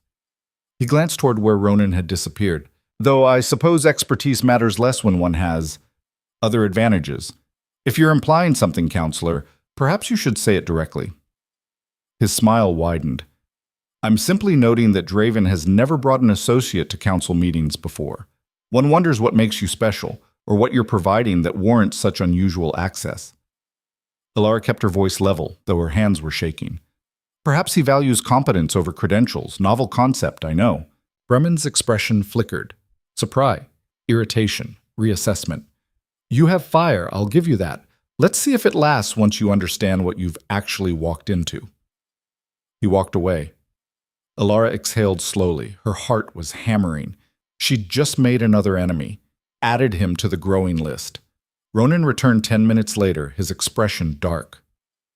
"What's wrong?" Elara asked. "Thorne's bringing in Marcus Waverly as an expert witness on shipping logistics. Waverly's going to testify that Southern expansion is too risky, that Northern suppliers can't meet Southern demand. It's designed to kill the tariff reduction. But we just closed the Ashworth deal. That proves Northern suppliers can meet Southern demand. Waverly doesn't know about Ashworth yet. The deal isn't public." Ronan was thinking fast. "If I reveal it now, I show my hand too early.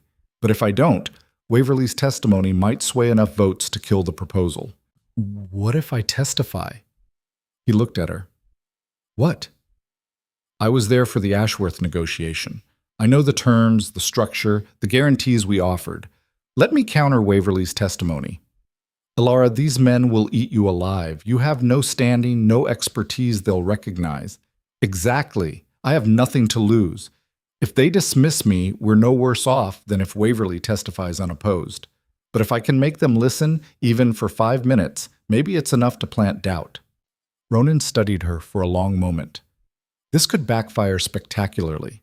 They could use it as proof that I'm not serious, that I'm playing games by bringing you here. Or they could see that you're confident enough in your position to let a newcomer defend it." She met his eyes. "Let me try." He was quiet for another moment. Then, "All right, but you'll need to be perfect. One mistake, one moment of uncertainty, and they'll destroy you." The session reconvened. Thorne immediately requested permission to call Marcus Waverly as a witness. Several counselors nodded approval. Waverly entered looking confident. He'd probably been briefed extensively on what to say, how to undermine the tariff proposal without directly attacking Ronan. He gave his testimony exactly as predicted. Southern markets were unstable. Northern suppliers lacked the infrastructure for consistent delivery. Risk outweighed potential benefit. Better to maintain current tariff structures that protected established trade routes. It was compelling, factual enough to sound credible.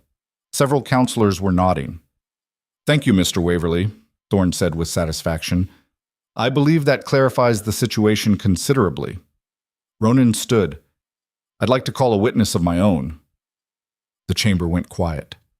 "That's irregular," Thorne said. "We don't usually—" "You just called a witness. I'm invoking the same privilege." Ronan's voice cut through objections. "Unless you'd like to admit your witness was theater rather than genuine fact-finding." Thorne's jaw tightened. "Very well. Who's your witness?" "Elara Vance." The reaction was immediate. Muttered protests. Garrett openly laughing. Bremen looking intrigued. "This is absurd," Thorne said. "She has no expertise, no professional standing. She has direct knowledge of a relevant trade agreement finalized yesterday. That makes her testimony pertinent." Ronan looked at Elara. "Miss Vance?" Her legs felt like water as she stood, walked to the center of the chamber. 12 sets of eyes on her, most hostile, some curious, all skeptical. "State your name and qualification," the council secretary said. "Elara Vance. I have no formal qualifications, but yesterday I helped facilitate a trade agreement between Mr. Draven's Northern Supply Network and Roland Ashworth's Southern Textile Concern." Garrett stopped laughing. Bremen leaned forward. Ashworth? Thorne's voice was sharp. Roland Ashworth agreed to work with Northern Suppliers? Yes, sir. The agreement is pending final legal review, but terms are set. 40,000 minimum value in year 1, projected to double if quality standards are met. Ashworth has rejected Northern Suppliers for a decade, Bremen said. What changed? This was it. The moment where she either proved her value or became a footnote in Ronan's failed strategies. What changed was addressing his actual concerns instead of arguing about price, Elara said. Her voice was steadier now. Mr. Waverly is correct that southern markets worry about supply consistency, but his solution, maintaining current tariff structures, doesn't solve that problem. It just protects existing suppliers who have the same consistency issues. They're just further south. She pulled out the map she'd used with Ashworth, unfolded it on the center table. Mr. Draven's network spans 7 northern territories with different growing seasons, different production cycles, different climate vulnerabilities. By coordinating shipments from multiple sources, we can provide more consistent supply than any single source supplier.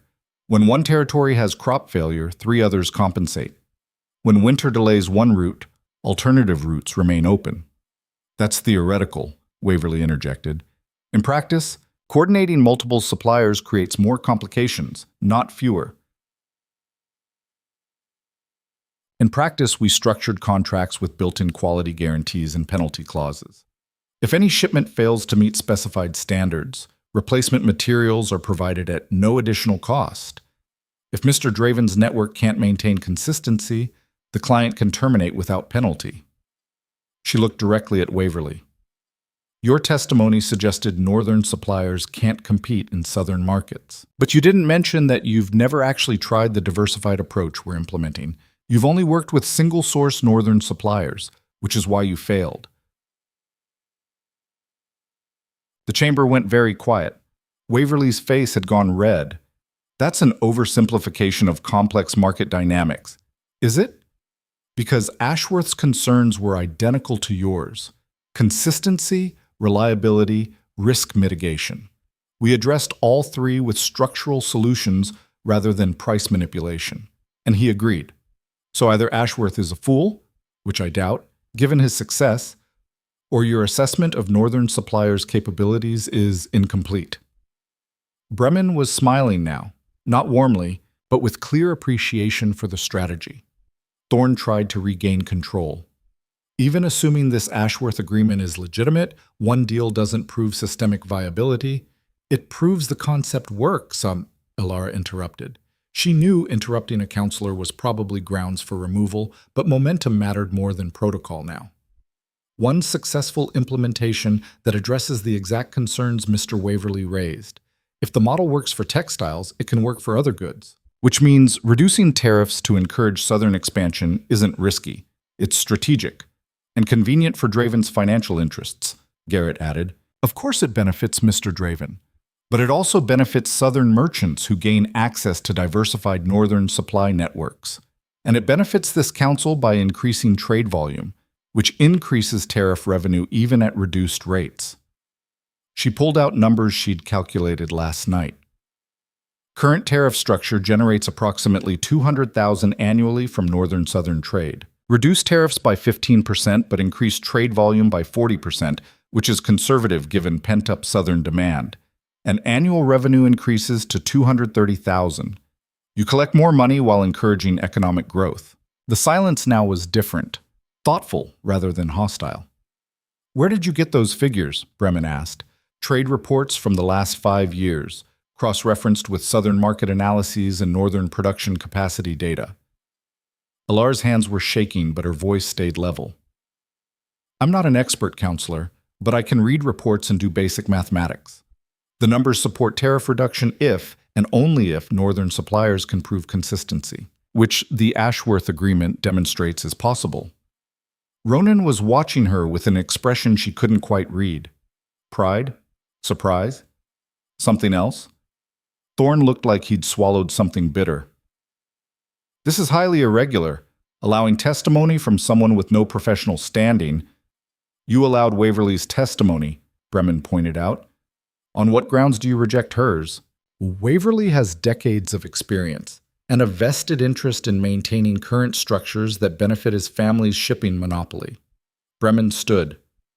I move we take a 15-minute recess to review the information Miss Vance presented, then vote on the tariff proposal.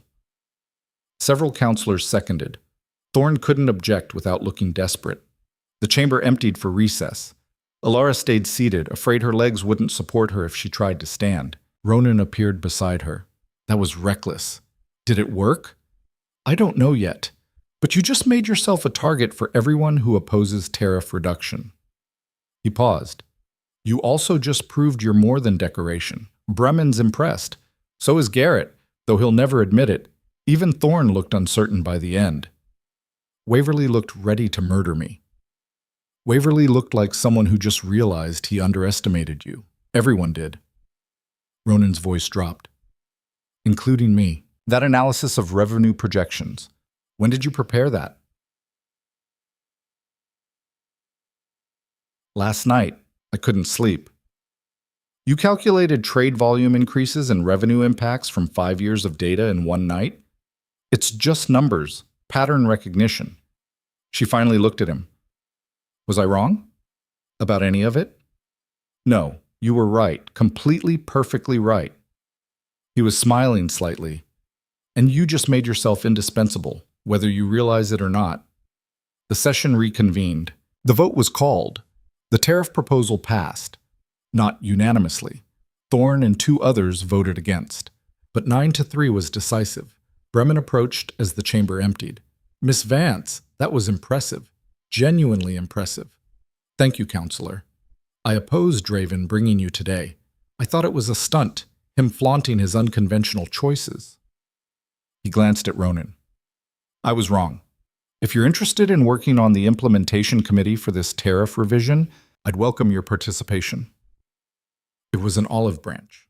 Public acknowledgement of her competence from someone who'd been openly skeptical. I'll consider it, Elara said carefully. Bremen nodded and left. Garrett was next. You made Waverly look like an idiot. His family won't forget that. I didn't mean to embarrass him. I was just presenting facts. Facts that contradicted his testimony and undermined his credibility. Garrett's expression was unreadable. You're either very brave or very naive, possibly both. Either way, you've got enemies now. Real ones. Be careful. He walked away. Ronan guided her out of the chambers. Outside, the afternoon sun was blinding after hours in the dim stone building. That went better than I expected, he said. Bremen wants me on the implementation committee. I know, I heard. Are you going to accept? Should I? That depends. Are you ready to commit fully to this world? Because accepting means you're not just my associate anymore. You're a legitimate participant in territorial governance. That comes with power. It also comes with significantly more danger. Elara thought about the last week. Mrs. Hastings' rejection, Victoria's attacks, Meredith's cruelty, the whispers and assumptions and constant judgment, and then she thought about today. Standing in that chamber, presenting facts, watching grown men who dismissed her actually listen, actually reconsider, actually vote based on logic she'd presented. I'm ready, she said. The carriage ride back was quiet.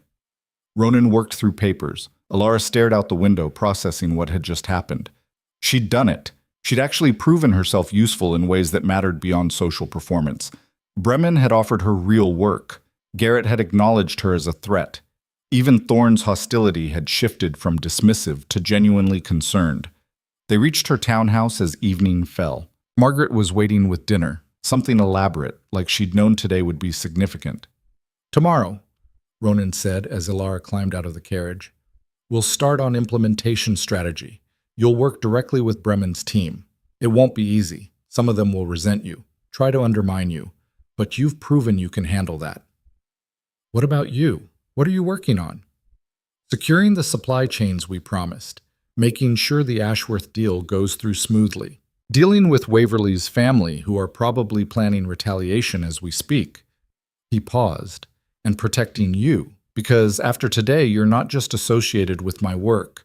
You're a direct threat to people whose power depends on maintaining current structures. That's not reassuring. It's not meant to be. It's meant to be honest. His expression softened slightly. You did well today, Elara. Better than well. You proved that you're capable of real contribution, not just survival. That's rare. Valuable. Until it's not? Until it's not, he agreed. But I'm betting on significantly longer than I originally projected. The carriage pulled away.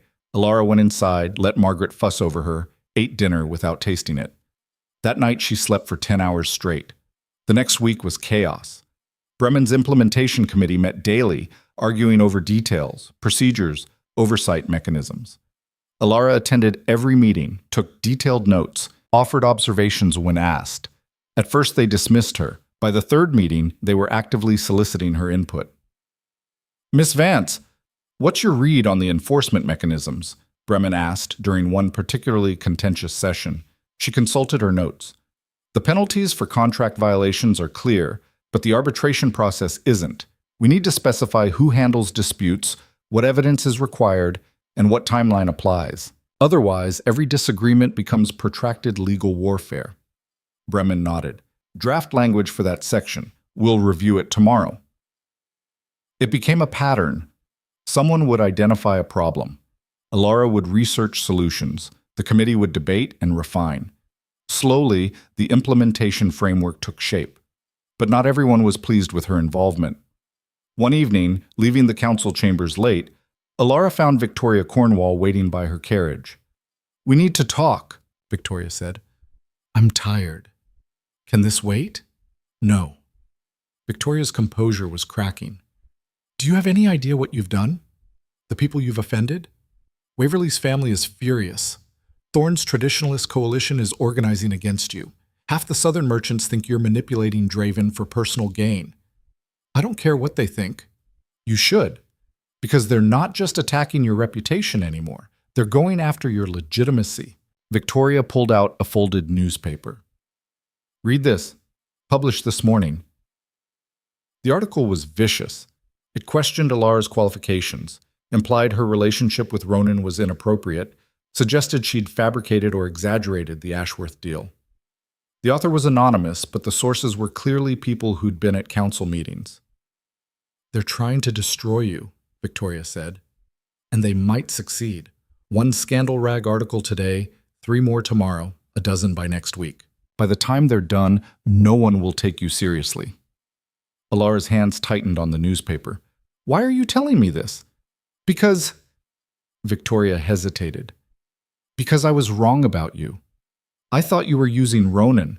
I thought you'd collapse under pressure and disappear, but you didn't. You stood up at that council meeting and proved you actually know what you're doing. And that scares them, which means you're actually dangerous. I'm not dangerous. I'm just trying to survive.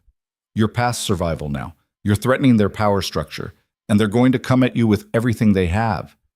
Victoria's voice was urgent. You need to fight back, publicly, now, before this narrative takes hold.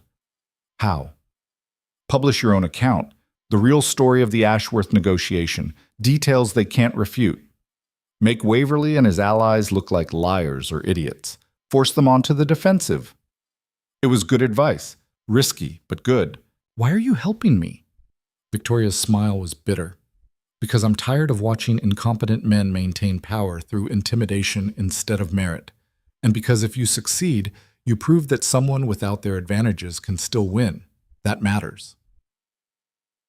She left before Elara could respond.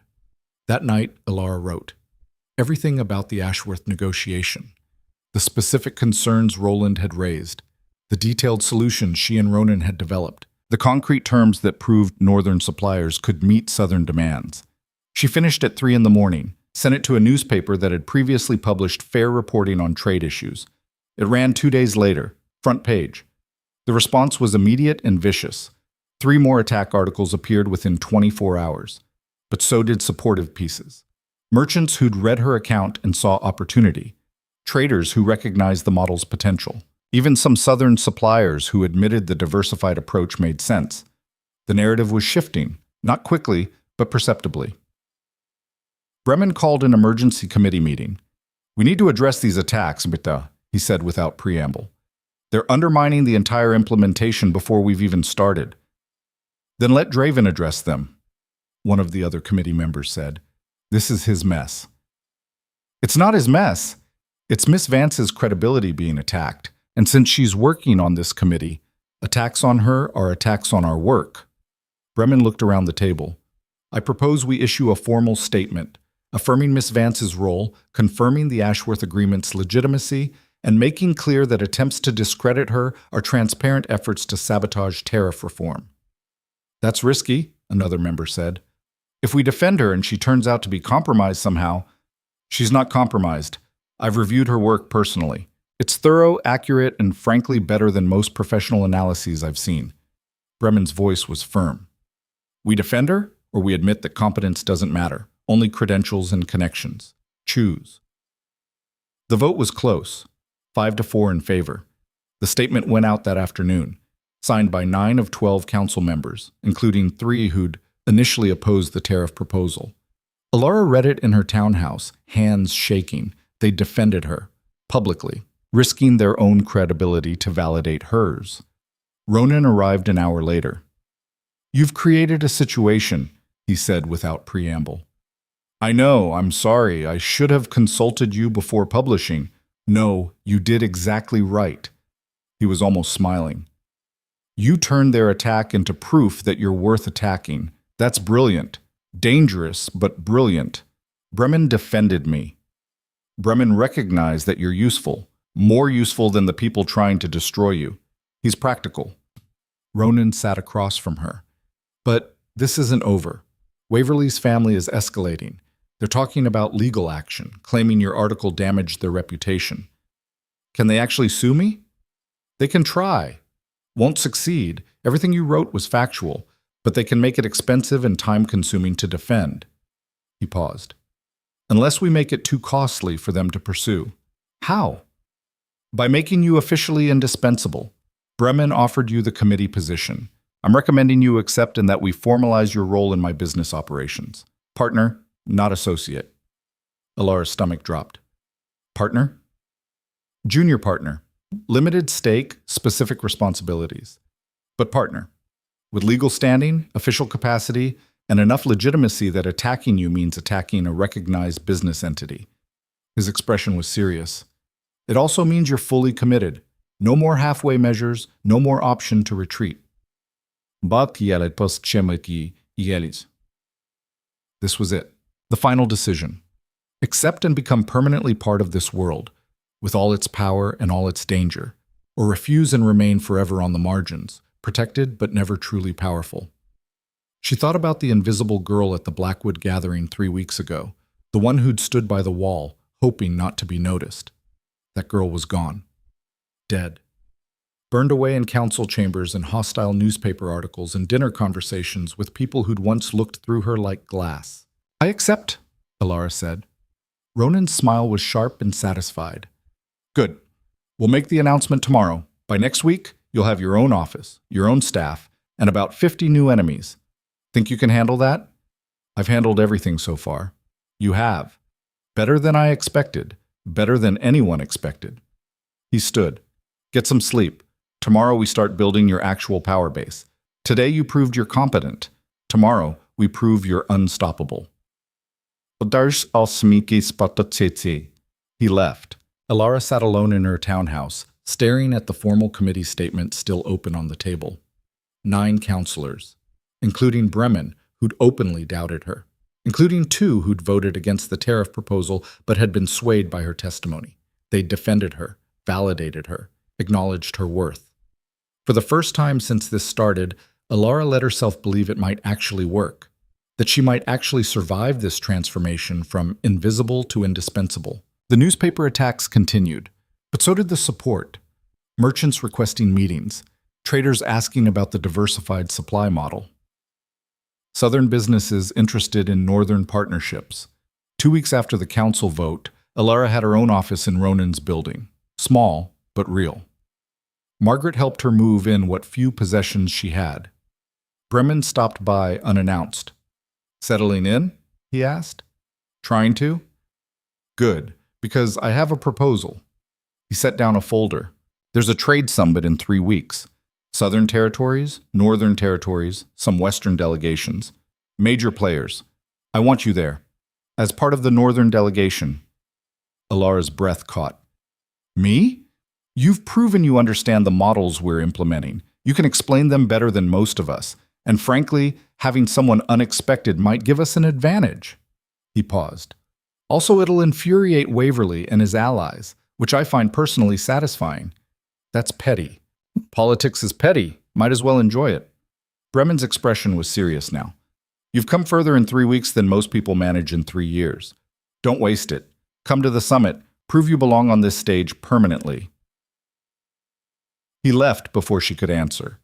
Elara sat at her new desk in her new office, looking out at the harbor where ships carried goods north and south on routes she'd helped reshape. 3 weeks ago, she'd been invisible. Now she was being invited to represent the Northern Territories at a major trade summit. She picked up the folder Bremen had left, read through the summit details, made notes on what she'd need to prepare. By the time Margaret came to collect her for dinner, Elara had filled 6 pages with strategy. She was done being invisible. Now she was going to make them all see exactly what they'd underestimated. The 3 weeks before the summit passed in a blur of preparation and escalating attacks. Waverly's family filed their lawsuit. Defamation, they claimed, though everyone knew it was retaliation. Ronan's lawyers handled it with brutal efficiency, filing countersuits for harassment and abuse of legal process. The case would drag on for months, but it had already served its purpose, making Elara look important enough to attack. More newspaper articles appeared, some supportive, more hostile. Elara stopped reading them. She had work to do. The morning they left for the summit, Margaret helped her pack with unusual fussiness. "You'll do fine, miss," she said, folding a dress with precise care. "Better than fine." "How can you be sure?" "Because you've done everything else they said you couldn't. Why would this be different?" The carriage ride to the summit location, a neutral estate halfway between northern and southern territories, took 6 hours. Ronan spent most of it reviewing documents and briefing Elara on key players. Harrison Cole leads the southern delegation. Old family, significant wealth, deeply suspicious of northern expansion. He'll try to undermine you. Everyone tries to undermine me. I'm used to it. Cole is different, smarter, more strategic. He won't attack directly. He'll ask questions designed to make you look incompetent or expose gaps in your knowledge. Ronan set down his papers. Don't let him bait you into defending yourself. Answer his actual questions. Ignore the implications. What if I don't know the answer? Then say so. Honesty about limitations is less damaging than pretending expertise you don't have. They arrived at sunset. The estate was massive, dozens of buildings, gardens, conference halls. Delegations from 8 territories were already there, clusters of well-dressed people sizing each other up. Bremen met them at the entrance. Good timing. Opening reception starts in an hour. Formal sessions begin tomorrow. He glanced at Elara. You ready for this? No, but I'm here anyway. Good enough. He lowered his voice. Cole's been asking about you, wants to know your background, your qualifications. I've been deliberately vague. Let him wonder. The reception was exactly what Elara expected. Champagne, small talk, and constant calculation. People introduced themselves, asked probing questions disguised as pleasantries, measured her responses for weakness. Harrison Cole was in his 50s, silver-haired, and distinguished in the way that came from generations of power. He approached midway through the reception with a smile that didn't reach his eyes. Miss Vance, I've heard a great deal about you. I'm sure you have. Quite the meteoric rise. From complete obscurity to representing the Northern Territories in a matter of weeks. His tone was pleasant. The words were not. One has to admire the efficiency of your advancement. I've been fortunate in my opportunities. Indeed, though fortune does tend to favor those willing to be flexible about conventional limitations. He sipped his wine. Tell me, what exactly is your professional background? I couldn't find any record of formal training in trade policy or economics. Here it was. The opening attack. I have no formal training, Elara said evenly. My background is surviving circumstances that required constant adaptation. Apparently that translates better to trade negotiation than I expected. Cole's eyebrows rose. Fascinating. So you're essentially learning as you go? Everyone is learning as they go. The difference is whether they admit it. She met his gaze directly. But if you're asking whether I'm qualified to be here, you should direct that question to Counselor Bremen. He invited me. I assume he had his reasons. Oh, I'm sure he did. Cole's smile sharpened, though one does wonder if those reasons are entirely professional.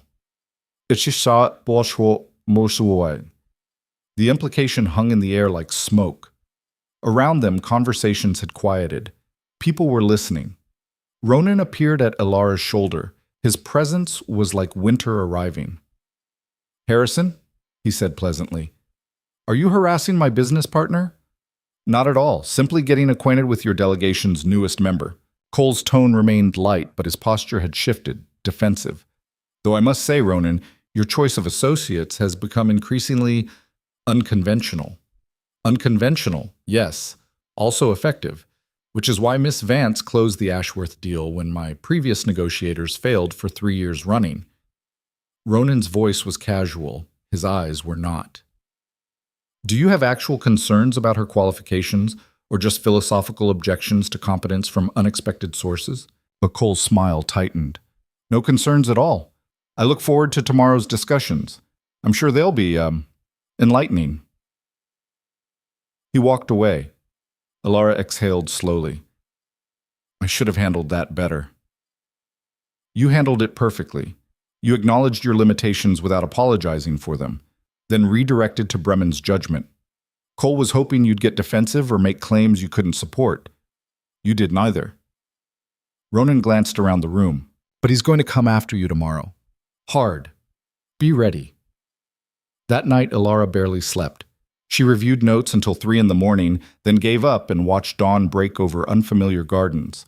The first formal session began at 9. 3 hours of procedural matters and territorial reports. Elara sat with the northern delegation, taking notes, saying nothing. The afternoon session was different. Item 7, the moderator announced. Northern tariff restructuring and its impact on interterritorial trade. The floor recognizes Counselor Bremen. Bremen stood. As you know, the Northern Territories recently approved tariff reductions designed to encourage Southern expansion. We've already seen positive results, the Ashworth Textile Agreement being the primary example. I've asked Miss Vance to present the details of that negotiation and explain the model we're implementing. Every eye in the room turned to Elara. She stood on shaking legs and walked to the presentation area. A map was already displayed, the same one she'd used with Ashworth, now annotated with additional data. The challenge Southern merchants face with Northern suppliers is consistency, she began. Her voice was steadier than she felt. Single-source suppliers are vulnerable to seasonal variations, weather disruptions, and regional instabilities. The traditional solution has been to work with Southern suppliers exclusively, accepting higher costs in exchange for perceived reliability. She pointed to the map. But diversified Northern networks can provide better consistency at lower cost. By coordinating shipments from 7 different territories with staggered growing seasons and varied production cycles, we can guarantee supply even when individual regions face difficulties. Harrison Cole raised his hand. Miss Vance, that assumes perfect coordination between independent suppliers. In practice, such coordination is nearly impossible to maintain. It would be impossible if we relied on voluntary coordination. That's why we built contractual requirements into every agreement. Each supplier commits to specific quality standards and delivery windows. If they fail, penalty clauses activate and backup suppliers fill the gap automatically. So, she pulled up a detailed contract structure. It's not about trust. It's about enforceable systems. And if multiple suppliers fail simultaneously, then the client terminates the contract without penalty, and we lose the business. We've accepted that risk, which is more than single-source suppliers typically offer. Cole leaned back, reassessing. You've given this considerable thought. I've given it practical analysis. There's a difference between theoretical models and structures that actually work when things go wrong. Another delegate spoke up. What about cost? Coordinating multiple suppliers must increase administrative overhead. It does, by approximately 8% compared to single-source arrangements, but it reduces total supply risk by an estimated 40%. Most clients consider that trade-off worthwhile. Elara clicked to a cost analysis she'd prepared. The numbers are here if you'd like to review them. For the next hour, she fielded questions. Technical questions about logistics, financial questions about pricing models, political questions about territorial cooperation. She answered what she could, admitted what she didn't know, redirected complex issues to Bremen or Ronan when appropriate. By the end, the room's energy had shifted. Not friendly, this crowd didn't do friendly, but attentive, engaged, taking her seriously. Cole stood for final questions. Miss Vance, you've presented a compelling model, but I notice it requires significant trust between Northern territories. Your network spans 7 regions with different leadership, different priorities, sometimes conflicting interests. What happens when that cooperation breaks down? It was a good question, the right question. Then the model fails, Elara said honestly, and we're back to single-source suppliers with all their limitations. But here's the thing, Mr. Cole. Cooperation doesn't require trust. It requires aligned incentives. Every territory in our network benefits from the collective succeeding. If one region undermines the system, they lose access to the network entirely. Self-interest maintains cooperation better than trust ever could. Cole smiled. It was a real smile this time, almost respectful. You've thought this through carefully. I'm impressed. The session ended. Delegates dispersed to private conversations. Bremen appeared at Elara's shoulder. That was exceptional. You just converted half the skeptics in this room. Cole still has concerns. Cole always has concerns, but he's taking you seriously now. That's what matters. Bremen glanced across the room to where Ronan was speaking with Southern delegates. You're making yourself indispensable, Elara, whether you realize it or not. That evening, there was another reception, less formal than the first. Elara found herself surrounded by delegates asking follow-up questions, requesting copies of her analysis, proposing meetings to discuss implementation in their territories. Victoria Cornwall appeared unexpectedly, part of a Southern delegation. I didn't know you'd be here, Elara said. My father insisted. Apparently my insights into Northern operations might be valuable. Victoria's voice was dry. Which is code for spy on what they're planning. But after watching your presentation today, I'm not sure what I'm supposed to report. That you're actually competent? That the model makes sense? That Cole himself looked impressed? Is como shit? Cole was being diplomatic. Cole doesn't do diplomatic. He does calculated. If he's engaging with your ideas, it's because he sees value in them. Victoria lowered her voice. People are talking, Elara, not the vicious gossip from before. Actual professional discussion. Some Southern merchants are already reaching out to Northern suppliers, asking about diversified arrangements. You're changing things. Real things. Before Elara could respond, Harrison Cole himself approached.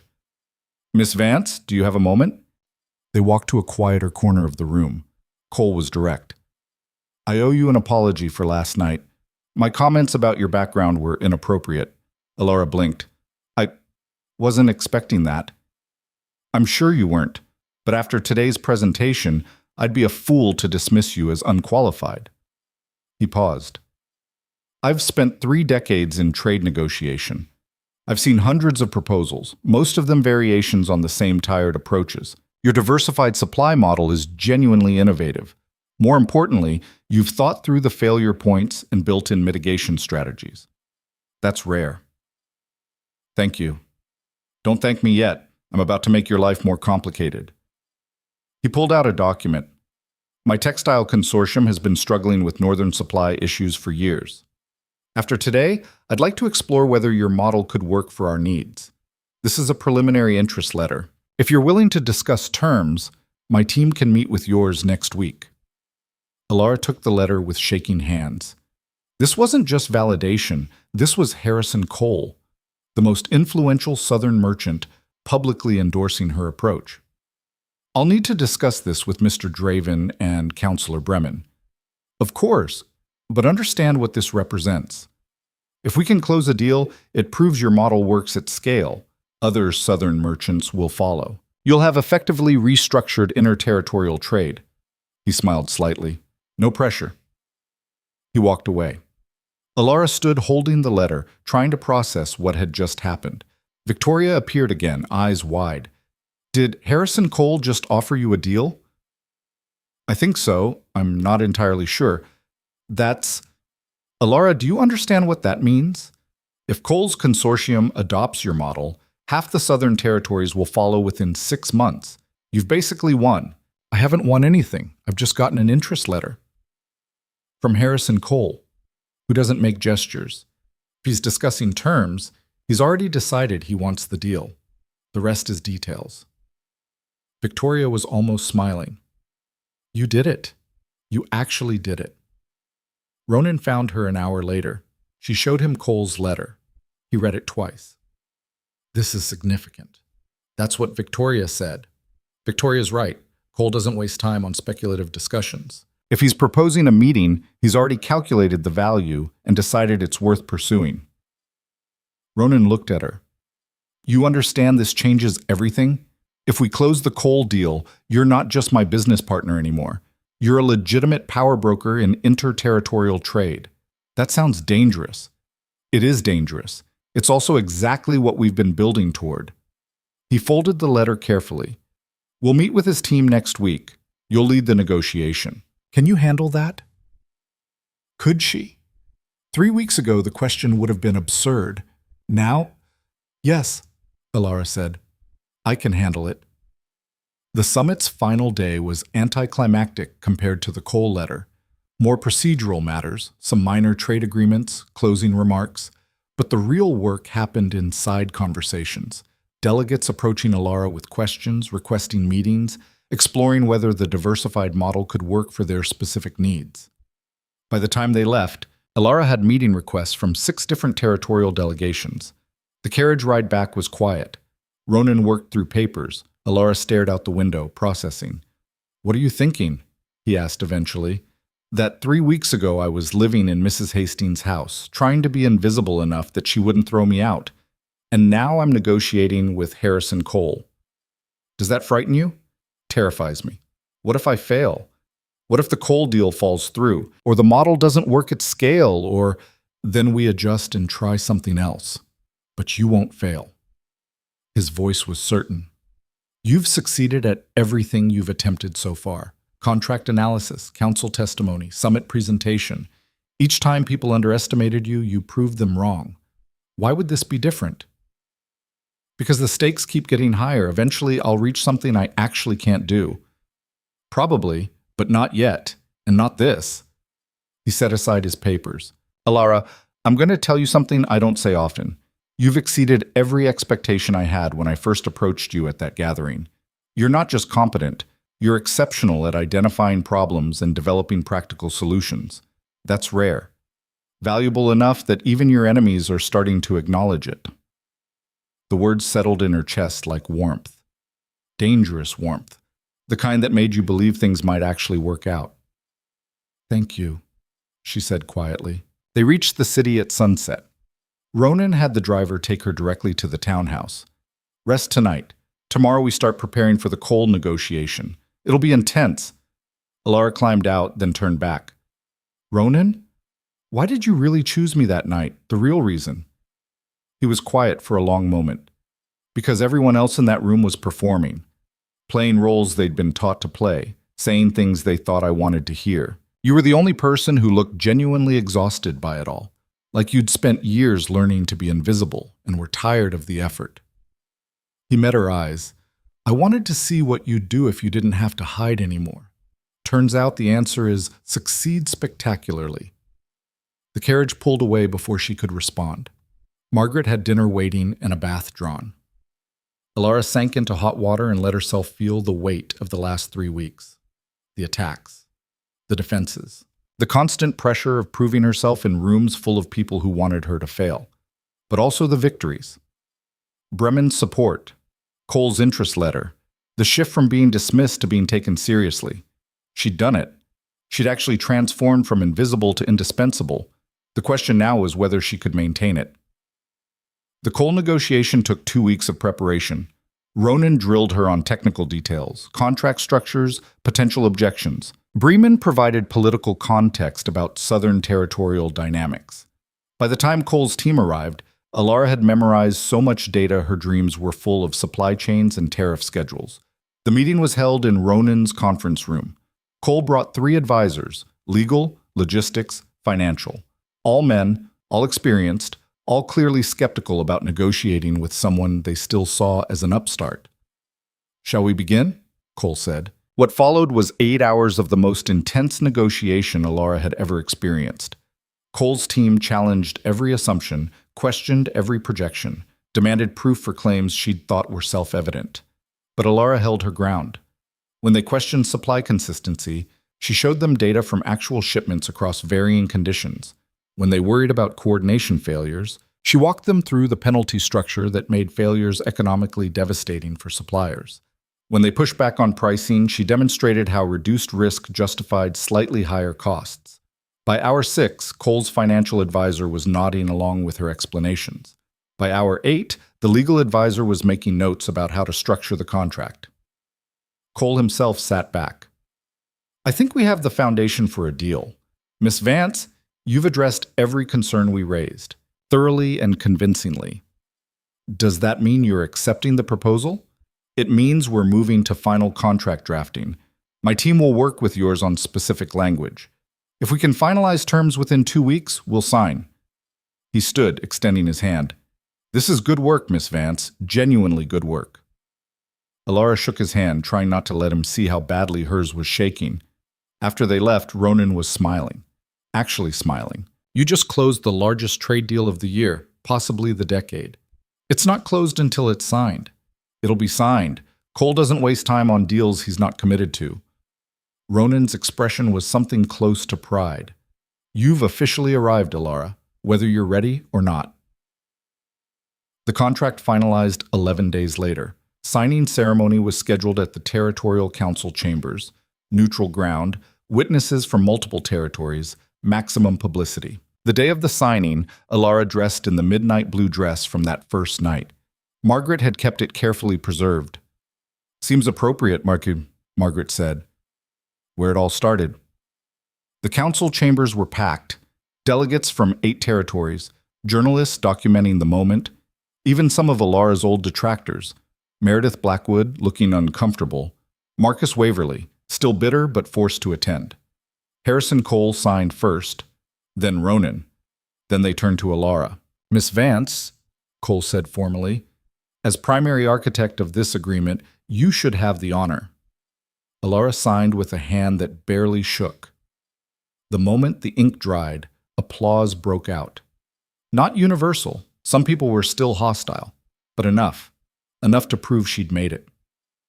Bremen approached afterward. "Congratulations, you've officially done what most people said was impossible. I had help. You had opportunity. What you did with it was entirely your achievement." He paused. "The council's been discussing your role going forward. We'd like to offer you a permanent advisory position. Trade policy, implementation oversight, contract negotiation support. Formal title, actual authority. Interested?" Elara looked across the room. At Ronan, who'd given her the first chance. At Cole, who'd validated her work. At the delegates who'd gone from dismissing her to seeking her expertise. 3 weeks ago, she'd been invisible. Now they were offering her permanent power. "Yes," she said, "I'm interested." The celebration that night was held at the same estate where the summit had occurred. Elara attended with Ronan, no longer his charity case or social experiment, his partner, his colleague, someone who'd earned her place through demonstrated competence. Victoria found her near midnight.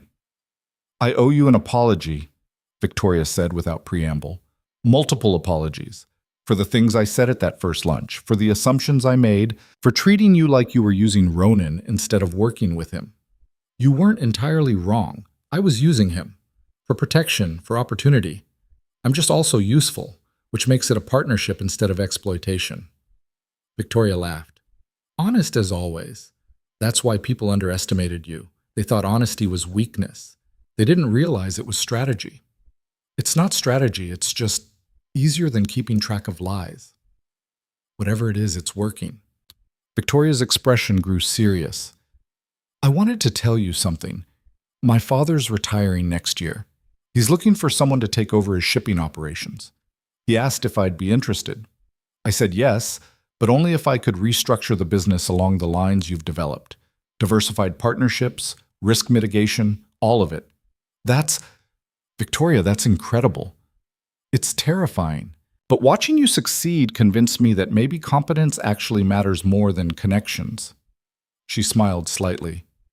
So, thank you for proving it's possible. She walked away. Elara stood alone for a moment, processing. She'd changed things, not just for herself, but for others. Victoria was restructuring her family business based on models Elara had developed. Other merchants were following suit.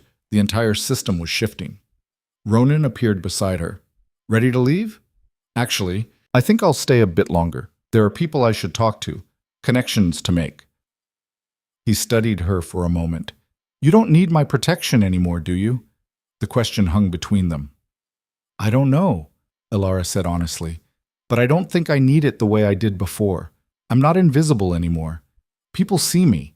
Some of them even respect me. More than some, you've made yourself indispensable. His voice was quiet. That was always the goal. I'm glad it worked. He left her there, surrounded by people who 3 weeks ago wouldn't have acknowledged her existence. Counselor Thorne approached, the traditionalist who'd tried to exclude her from that first council meeting. Miss Vance, Counselor, I owe you an acknowledgement. I believed your presence at council proceedings was inappropriate. I was wrong. The Cole Agreement proves you bring valuable perspective that shouldn't be limited by conventional credential requirements. He paused. I still don't like the precedent it sets, but I can't deny the results. It wasn't an apology, but from Thorne, it was close enough to one. Thank you, Counselor. That means more than you probably realize. He nodded and walked away. The celebration continued past midnight. Elara made rounds, spoke with delegates, discussed future collaborations. By the time she finally left, dawn was breaking. The carriage ride home was quiet. She was exhausted, but too wired to sleep. Margaret had tea waiting despite the early hour. How did it go, miss? Better than I expected, harder than I hoped, but good. Really good. I'm glad. Margaret poured tea with steady hands. You've come a long way from that first night you arrived. Scared, uncertain, convinced it would all fall apart. It almost did fall apart, multiple times. But it didn't, because you didn't let it. Margaret's voice was gentle. You made yourself matter, miss. That's no small thing. Elara climbed the stairs to her bedroom as dawn light filled the townhouse. Her townhouse, her office, her life, built through competence and determination and refusing to accept invisibility. She looked at the midnight blue dress hanging in the wardrobe. The dress that had started everything. 3 weeks ago it had felt like armor. Now it just felt like clothing. She didn't need armor anymore. She'd built something more permanent than protection. She'd built power. Real power. Earned through demonstrated value rather than granted through charity. The attacks would continue. Waverly's lawsuit would drag on. Some people would never accept her legitimacy, but enough people did. Enough to make her indispensable. Enough to make her unstoppable. Elara lay down in her bed, in her house, after closing the largest trade deal of the year, and let herself acknowledge what she'd accomplished. She'd been invisible, powerless, living on scraps of respect from people who viewed her as a burden. Now she was someone Harrison Cole negotiated with as an equal. Someone Bremen invited to advisory positions. Someone Victoria used as a model for restructuring family businesses, not because of charity or luck or someone else's protection, because she'd proven herself worthy of it. The invisible girl was gone. In her place stood someone forged by hardship, sharpened by conflict, and strengthened by refusing to accept the limitations others tried to impose. And this was just the beginning. 2 months later, Elara stood in council chambers, not in the observation benches, but at the table itself, holding her newly confirmed advisory position. The council was debating Western expansion, and 3 different delegates had already asked for her analysis. Ronan sat across from her, no longer her protector, but her colleague. Bremen was making notes on her recommendations. Even Thorne was listening without visible hostility. The meeting adjourned, delegates dispersed to private conversations. Elara gathered her papers, preparing to return to her office, where she had 2 more negotiations scheduled. Marcus Waverley approached unexpectedly. "Miss Vance, a word?" She braced for another attack. Instead, "I wanted to tell you that we're dropping the lawsuit. My family's lawyers advise that it's unwinnable and makes us look petty." He paused. "They're right, about both points. Thank you for letting me know." "That's not all. I also wanted to say—" He struggled with the words. "You were right. About the diversified supply model. About my family's single-source approach being vulnerable. We've started restructuring our operations based on your framework. It's working." Elara blinked. "You're implementing my model. Modified for our specific needs, but yes, the core concepts are sound. I was too proud to admit it before." He met her eyes. "I'm sorry for dismissing you, for trying to undermine you, for assuming you were using Ronan instead of working with him. You've proven yourself repeatedly, and I've been too stubborn to acknowledge it." It was the last apology she'd expected, from the last person. "I appreciate that," she said carefully. "And I'm glad the model's working for you." He nodded and walked away. Victoria appeared at her shoulder. "Did Marcus Waverley just apologize to you?" "I think so. I'm still processing." "That's—" Victoria laughed. "That's when you know you've really won, when your enemies stop fighting and start copying you instead." Elara left the chambers and walked through the city toward her office. People recognized her now. Some nodded respectfully. Others whispered, still gossip, but different gossip. Not about scandal or impropriety. About deals she'd closed, policies she'd influenced, power she'd accumulated. She reached her building and climbed to her office. The nameplate on the door read, Elara Vance, Trade Policy Advisor. Inside, her assistant had organized the day's schedule. 3 meetings, 2 contract reviews, 1 crisis involving a shipment delay that needed immediate attention. It was overwhelming, demanding, required constant vigilance and adaptation. It was exactly what she'd fought for. That evening, Ronan stopped by her office. "Working late again?" "Always. You taught me that." She set aside contracts. "What brings you here?" "Wanted to check in, see how you're managing the transition." "To what?" "To not needing me anymore." His voice was matter-of-fact. "You've built your own power base, your own reputation. You don't require my protection or validation. That was always the goal, but it's still an adjustment." Elara considered this. "You're right that I don't need you the way I did before, but that doesn't mean I don't value the partnership. You gave me the first chance when no one else would. That matters. I gave you an opportunity. What you did with it was entirely your achievement. Maybe, but I wouldn't have gotten the chance without you." She paused. "So thank you for seeing something worth investing in when everyone else saw nothing." Ronan smiled. "You were never nothing, Elara. You were just invisible. There's a difference." He left. Elara sat alone in her office, looking out at the harbor where ships carried goods on routes she'd helped establish. The sun was setting, painting everything gold. She thought about the girl who'd stood by the wall at the Blackwood gathering, hoping not to be noticed. The one who'd accepted Mrs. Hastings' charity because she had no other options. The one who'd believed she was worthless because everyone around her said so. That girl was gone, burned away in council chambers and hostile negotiations, and moments where she'd chosen to stand instead of hide. In her place was someone who'd proven that competence mattered more than connections, that intelligence could overcome lack of credentials, that refusing to accept invisibility could transform into undeniable power. The attacks hadn't stopped, probably never would. There would always be people who resented her success, questioned her legitimacy, assumed she'd achieved everything through manipulation rather than merit. But there would also be people like Bremen who valued results over background, like Cole, who recognized innovative thinking regardless of its source, like Victoria, who'd been changed by watching someone succeed against impossible odds. Elara had survived. More than survived. She'd conquered the world that tried to erase her, and she'd done it by refusing to disappear. The city lights began flickering on, one by one, illuminating the darkness. Elara stood at her window, watching the transformation, and allowed herself a rare moment of satisfaction. She'd been invisible. Now she was unforgettable, and that made all the difference.